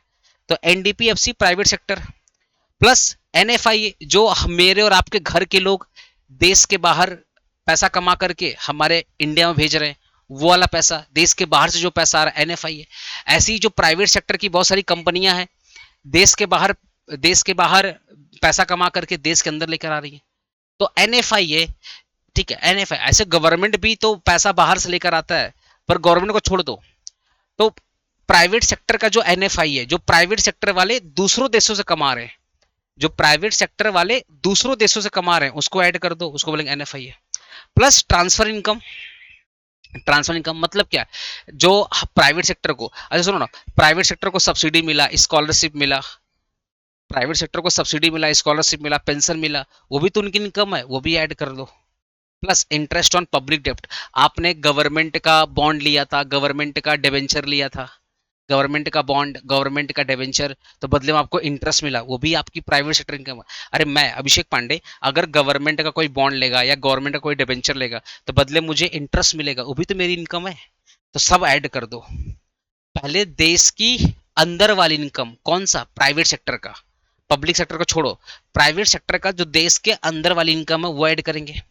प्लस एनएफआई जो प्राइवेट सेक्टर से बिलोंग करता है पर कमाता है देश के बाहर, बिलोंग करता है प्राइवेट सेक्टर से, आम आदमी से बिलोंग करता है, गवर्नमेंट से बिलोंग नहीं करता है, लेकिन कमाता है देश के बाहर से, कमाता है देश के बाहर से, तो वहां से जो पैसा आया उसको बोलेंगे एनएफआई। प्लस ट्रांसफर इनकम, जो गवर्नमेंट की सब्सिडी वगैरह आ रही है वो भी हमारी इनकम है। प्लस इंटरेस्ट ऑन डेट, ठीक है, जो प्राइवेट सेक्टर वाले लोगों ने गवर्नमेंट की सिक्योरिटी में इन्वेस्टमेंट किया था, गवर्नमेंट का बॉन्ड डिबेंचर लिया था, बदले में क्या मिला, इंटरेस्ट मिला, वो भी तो प्राइवेट सेक्टर की इनकम है। तो सब कुछ ऐड कर देंगे, आ जाएगा प्राइवेट इनकम। अब पर्सनल इनकम क्या है, अच्छा प्राइवेट सेक्टर कमा रहा है, प्राइवेट सेक्टर कमा रहा है, तो जो प्राइवेट सेक्टर कमाया उसमें से प्राइवेट सेक्टर अपना टैक्स देगा ना, तो प्राइवेट सेक्टर ने जो टैक्स दिया उसको बोलते हैं कॉर्पोरेट टैक्स, क्योंकि प्राइवेट सेक्टर भी तो बिजनेस करके पैसा कमा रहा है। अरे प्राइवेट सेक्टर में बिजनेस वाले आते कि नहीं आते हैं, तो जो बिजनेस वाले आ रहे हैं वो अपना कॉर्पोरेट टैक्स देंगे, उन्होंने अपना कॉर्पोरेट टैक्स दे दिया। प्लस उनका जो सेविंग्स है, बिजनेस में देखना हमेशा रिजर्व एंड सरप्लस होता है, तो प्राइवेट सेक्टर ने जो कमाया, प्राइवेट सेक्टर ने जो कमाया उसमें से कॉर्पोरेट टैक्स हटा दो जो गवर्नमेंट को देगा, जो उनका रिजर्व एंड सरप्लस है वो हटा दो, अब जो बचा उसको बोलेंगे पर्सनल इनकम। तो प्राइवेट सेक्टर जो कॉर्पोरेट टैक्स, प्राइवेट सेक्टर जो कमा रही है प्राइवेट सेक्टर जो कमा रहा है उसको बोलेंगे प्राइवेट इनकम, उसमें से वो कॉर्पोरेट टैक्स को हटा दिया जो गवर्नमेंट को देगा, जो उसका रिजर्व एंड सरप्लस है उसको हटा दिया, अब जो बच गया वो हो गया उसकी personal income. Personal personal income का मतलब पता है, जो आदमी को जो एम्प्लॉय लोग को मिलता है, जो एम्प्लॉय लोग को मिलता है। तो तुम ऐसे समझो ना, तुम ऐसे समझो कि जो प्राइवेट इनकम है ये किसी कंपनी की इनकम है, ऐसे ऐसे ऐसे समझो। ये जो प्राइवेट इनकम है ना, काइंड ऑफ किसी कंपनी की इनकम है। तो कंपनी अपना कॉर्पोरेट टैक्स को हटा दिया और कंपनी अपना रिजर्व एंड सरप्लस को हटा दिया। अब जो बच गया, मतलब प्राइवेट इनकम से कॉर्पोरेट टैक्स को हटा दिया, अनडिस्प्यूटेड पार्ट मतलब रिजर्व एंड सरप्लस को हटा दिया। अब जो बच गया पर्सनल इनकम, मतलब यही पैसा अब लोगों में डिस्ट्रीब्यूट होगा। लोगों में मतलब एम्प्लॉय को मिलेगा, डायरेक्टर को मिलेगा, बाकी लोग को मिलेगा, सप्लायर को मिलेगा। पर्सनल का मतलब ये पैसा अब पर्सन्स को मिलेगा, जो जो पर्सन प्राइवेट सेक्टर में इन्वॉल्व है, जो पर्सन प्राइवेट सेक्टर में इन्वॉल्व है अब उसको पैसा मिलेगा। इसको बोलते हैं पर्सनल इनकम। अब सोचो, मान लो मैं प्राइवेट सेक्टर में जॉब कर रहा था तो मुझे पैसा मिला। अब मान लो मैं प्राइवेट सेक्टर में जॉब कर रहा था तो वो पैसा मुझे मिला। तो जो पैसा मुझे मिला, जो पैसा मुझे मिला वो मेरी पर्सनल इनकम है, उसमें से मैं भी टैक्स दूंगा, मैं भी टैक्स दूंगा। तो पर्सनल इनकम से पर्सनल टैक्स हटा दो, आ जाएगा personal disposal income. Personal income से पर्सनल टैक्स हटा दो, आ जाएगा पर्सनल डिस्पोजल इनकम। ठीक है। तो पहला होता है एनडीपीएफसी, तुमको पता है एनडीपीएफसी कैसे निकालते हैं। आता प्राइवेट इनकम, प्राइवेट इनकम में क्या, प्राइवेट सेक्टर की इनकम, एनएफआई है जो देश के बाहर से आ रही है, ठीक है, प्लस जो भी गवर्नमेंट का बॉन्ड डिवेंचर पे जो इंटरेस्ट मिला वो सब कुछ हमने ऐड कर दिया, प्लस गवर्नमेंट का जो सब्सिडी वगैरह था वो सब हमने ऐड कर दिया, हो गया प्राइवेट सेक्टर का इनकम। अब प्राइवेट सेक्टर जो कमाया है वो गवर्नमेंट को टैक्स देगा ना, उसमें से कॉर्पोरेट टैक्स हटा दो। प्राइवेट सेक्टर ने अपना रिजर्व एंड सरप्लस हटा दिया, तो अब जो इनकम आया वो पर्सनल इनकम, मतलब अब ये इनकम पर्सन लोग को मिलेगी। तो जिस पर्सन को इनकम मिलेगी वो भी तो अपना टैक्स पे करेगा। मान लो मुझे सैलरी मिली तो मैंने भी अपना टैक्स पे किया। तो जो मुझे सैलरी मिली ये मेरा पर्सनल इनकम है, इसमें से मैंने टैक्स पे कर दिया, तो जो बच जाएगा उसको बोलेंगे पर्सनल डिस्पोजेबल इनकम। मतलब जो सैलरी हमारे हाथ में आती है ना, जो सैलरी हमारे हाथ में आती है उसको बोलेंगे पर्सनल डिस्पोजेबल इनकम। ठीक है। जीडीपी डिफ्लेटर क्या होता है, देखो ना, नॉमिनल जीडीपी को डिवाइड कर दोगे रियल जीडीपी को, इनटू कर दोगे 100 से, आ जाएगा जीडीपी डिफ्लेटर। ये एक्चुअल में जीडीपी डिफ्लेटर हम लोग निकालते इन्फ्लेशन को मेजर करने के लिए कि महंगाई कितना ज्यादा है, महंगाई कितना ज्यादा है, समझ में आया ना। तो जीडीपी डिफ्लेटर हम लोग निकालते क्या, to calculate to measure the inflation. तो नॉमिनल जीडीपी को डिवाइड करते रियल जीडीपी से और इनटू कर देते 100 से, तो हमें मिल जाता है जीडीपी डिफ्लेटर। ठीक है ना। देखो, देखो ना, जीडीपी डिफरेंट, मान लो नॉमिनल जीडीपी 150 करोड़ और रियल जीडीपी 120 करोड़, तो 150 crore divided by 120 crore into 100 कितना है, 125।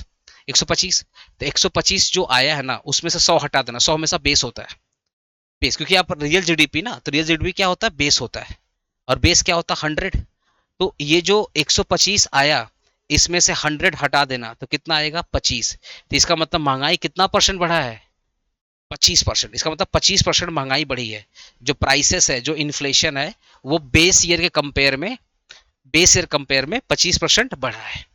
ठीक है। तो बेस ईयर मान लेते 2011 2012 है, और तो 2011 2012 वाली जो इनकम है वो 120 करोड़ है, और 150 हमारा 2025 वाला इनकम है। तो आया कितना, 125।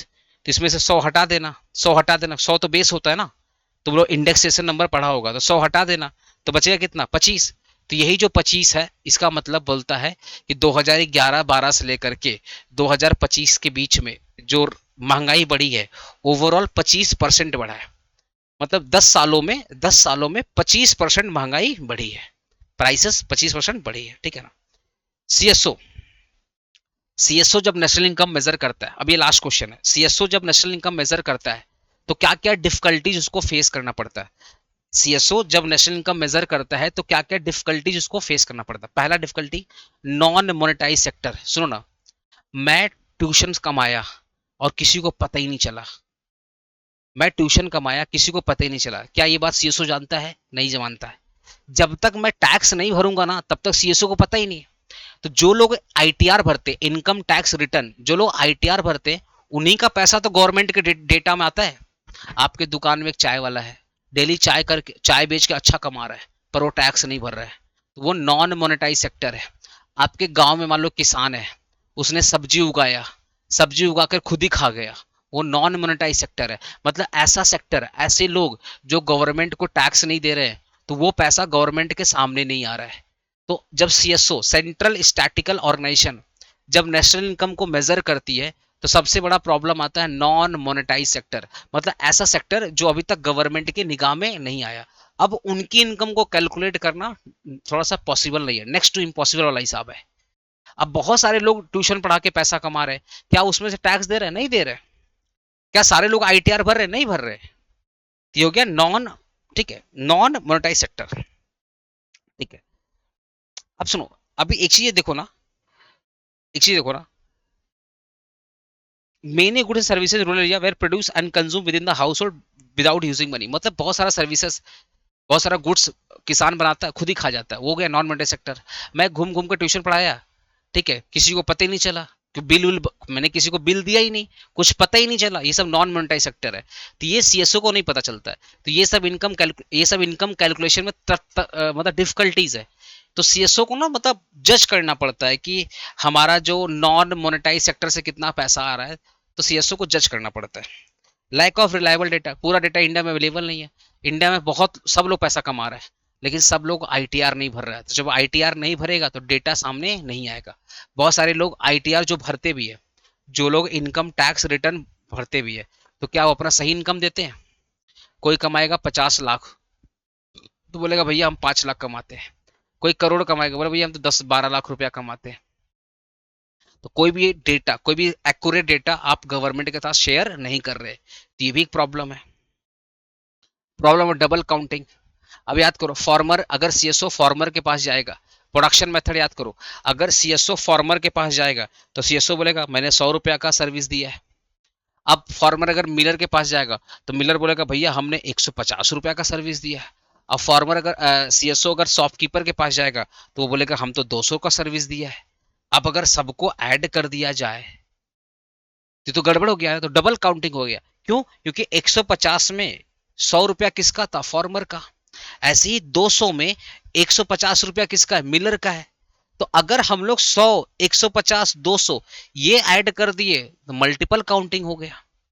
तो एक सबसे बड़ी प्रॉब्लम होती है डबल काउंटिंग, डबल काउंटिंग, कि एक इनकम दो बार ऐड ना हो जाए, एक इनकम को दो बार ऐड ना हो जाए। ये एक सबसे बड़ी तकलीफ होती है सीएसओ को काउंटिंग करने में। CSO double problem of double counting. Next होता है ट्रांसफर पेमेंट। बहुत सारे लोग ना पेंशन कमाते हैं, बोलते हैं मेरी इनकम है। बहुत सारे लोग सब्सिडी कमाते हैं और आईटीआर में दिखाते हैं मेरी इनकम है, पर वो उनकी इनकम नहीं है। तो बहुत सारे लोग ट्रांसफर पेमेंट को भी इनकम में ऐड कर देते हैं। Illiteracy and lack of aware, बहुत सारे लोग ना पढ़े लिखे नहीं है, तो अपना हिसाब उसाब अच्छे से मेंटेन नहीं करते हैं, और उनको पता ही नहीं जीडीपी वगैरह क्या होती है, तो वो आईटीआर भी नहीं भरते, डाटा को शेयर भी नहीं करते हैं। ठीक है, तो उससे भी सीएसओ को समझ में नहीं आता है, इससे भी सीएसओ को सही डेटा नहीं मिलता है, तो काइंड ऑफ सही इनकम सीएसओ नहीं निकाल पाता है। प्रॉब्लम ब्लैक मनी, इंडिया में ब्लैक मनी का सबसे बड़ा प्रॉब्लम है कि भाई अगर मैं कमा रहा हूँ 100 रुपया, तो 50 रुपया छुपा लिया, गवर्नमेंट को 50 रुपया दिखाया, अब 50 मैंने छुपा लिया, तो जो ब्लैक मनी मैंने छुपा लिया जिस पर मैंने टैक्स नहीं दिया, ब्लैक मनी मतलब क्या? टैक्स, जिस पर मैंने टैक्स नहीं दिया, जिस इनकम पे मैंने टैक्स नहीं दिया वो क्या है? ब्लैक मनी है। तो ब्लैक मनी तो दिख ही नहीं रही गवर्नमेंट को, तो गवर्नमेंट कैसे वो नेशनल इनकम में ऐड करेगा? इसलिए पता है, अगर इंडिया की जीडीपी 3 ट्रिलियन है तो वो व्हाइट मनी है, तो उतने ही इंडिया के पास ब्लैक मनी है। India is a parallel economy. Parallel का मतलब क्या है? इंडिया में जितना व्हाइट मनी है ना, उतना ही ब्लैक मनी है। ठीक है, ये पैरेलल इकोनॉमी है। ठीक है, अब ये जो सम्स है ना, ये जो सम्स है, ये मैं चैप्टर 3 के साथ कराऊंगा। तो जो हमारा चैप्टर 2 आएगा, ठीक है, चैप्टर 2 ये तुम्हारा इनकम डिटर्मिनेशन, जो हमारा इनकम डिटर्मिनेशन, जो केंशियन मॉडल, जो चैप्टर आएगा ना केंशियन मॉडल, इसमें हम लोग consumption function, saving function, investor multiplier, government expenditure multiplier, जो कि कल वो वीडियो अपलोड होगी, वो चैप्टर पढ़ाऊंगा ना, तो उस चैप्टर का सम्स और नेशनल इनकम का सम्स एक साथ करा दूंगा। ठीक है, उस चैप्टर का सम्स और नेशनल इनकम का सम्स एक साथ करा दूंगा। ठीक है ना, या उसका एक सेपरेट वीडियो बना दूंगा, टेंशन मत लो, या तो सेपरेट वीडियो बना दूंगा या केंशियन मॉडल के साथ उस ये मैं सम्स करा दूंगा। ठीक है दोस्तों, अब नेशनल इनकम होपफुली आपको समझ में आ गया होगा। प्लीज वीडियो को शेयर करना और एक कमेंट करना आपको समझ में आया नहीं है। आपका कमेंट मैं रीड करता हूँ भाई, प्लीज एक कमेंट करके जाना समझ में आया नहीं आया। और वीडियो को शेयर करो और व्हाट्सएप ग्रुप में जुड़ जाओ, तुम्हारे लिए वन शॉट सीरीज चालू हो गई। अब तुम्हारे एग्जाम तक डेली कुछ ना कुछ आते रहेगा। तो please be the part of WhatsApp group. और भाई दोस्तों को रिकमेंड करना वीडियो को देखने के लिए। अगर तुमको लगता है ये वीडियो वर्थ इट है, दोस्त भी देखने चाहिए, तो प्लीज वीडियो को शेयर करना दोस्तों तक, लाइक कर देना और एक कमेंट कर देना। ठीक है दोस्तों, कल सुबह मिलते हैं नया चैप्टर के साथ। और पहला चैप्टर कौन सा आएगा कल सुबह? पब्लिक फाइनेंस और मनी वाला आएगा। ठीक है, उसके बाद केंशियन मॉडल। कल इकोनॉमिक्स खत्म और लाइफ स्टाइल डिजीज वगैरह भी कल ही कंप्लीट कर देंगे, टेंशन मत लो। 2 दिन में तुम्हारा पूरा खत्म कर देंगे। ठीक है भाई, बाय बाय, टेक केयर। थोड़ा बिजी था सेमेस्टर 4 में, अब फ्री हो गया हूँ, 2 दिन में कंप्लीट कर दूंगा। मिलते हैं नेक्स्ट वीडियो में, सम्स करा दूंगा नेक्स्ट वीडियो में। ठीक है।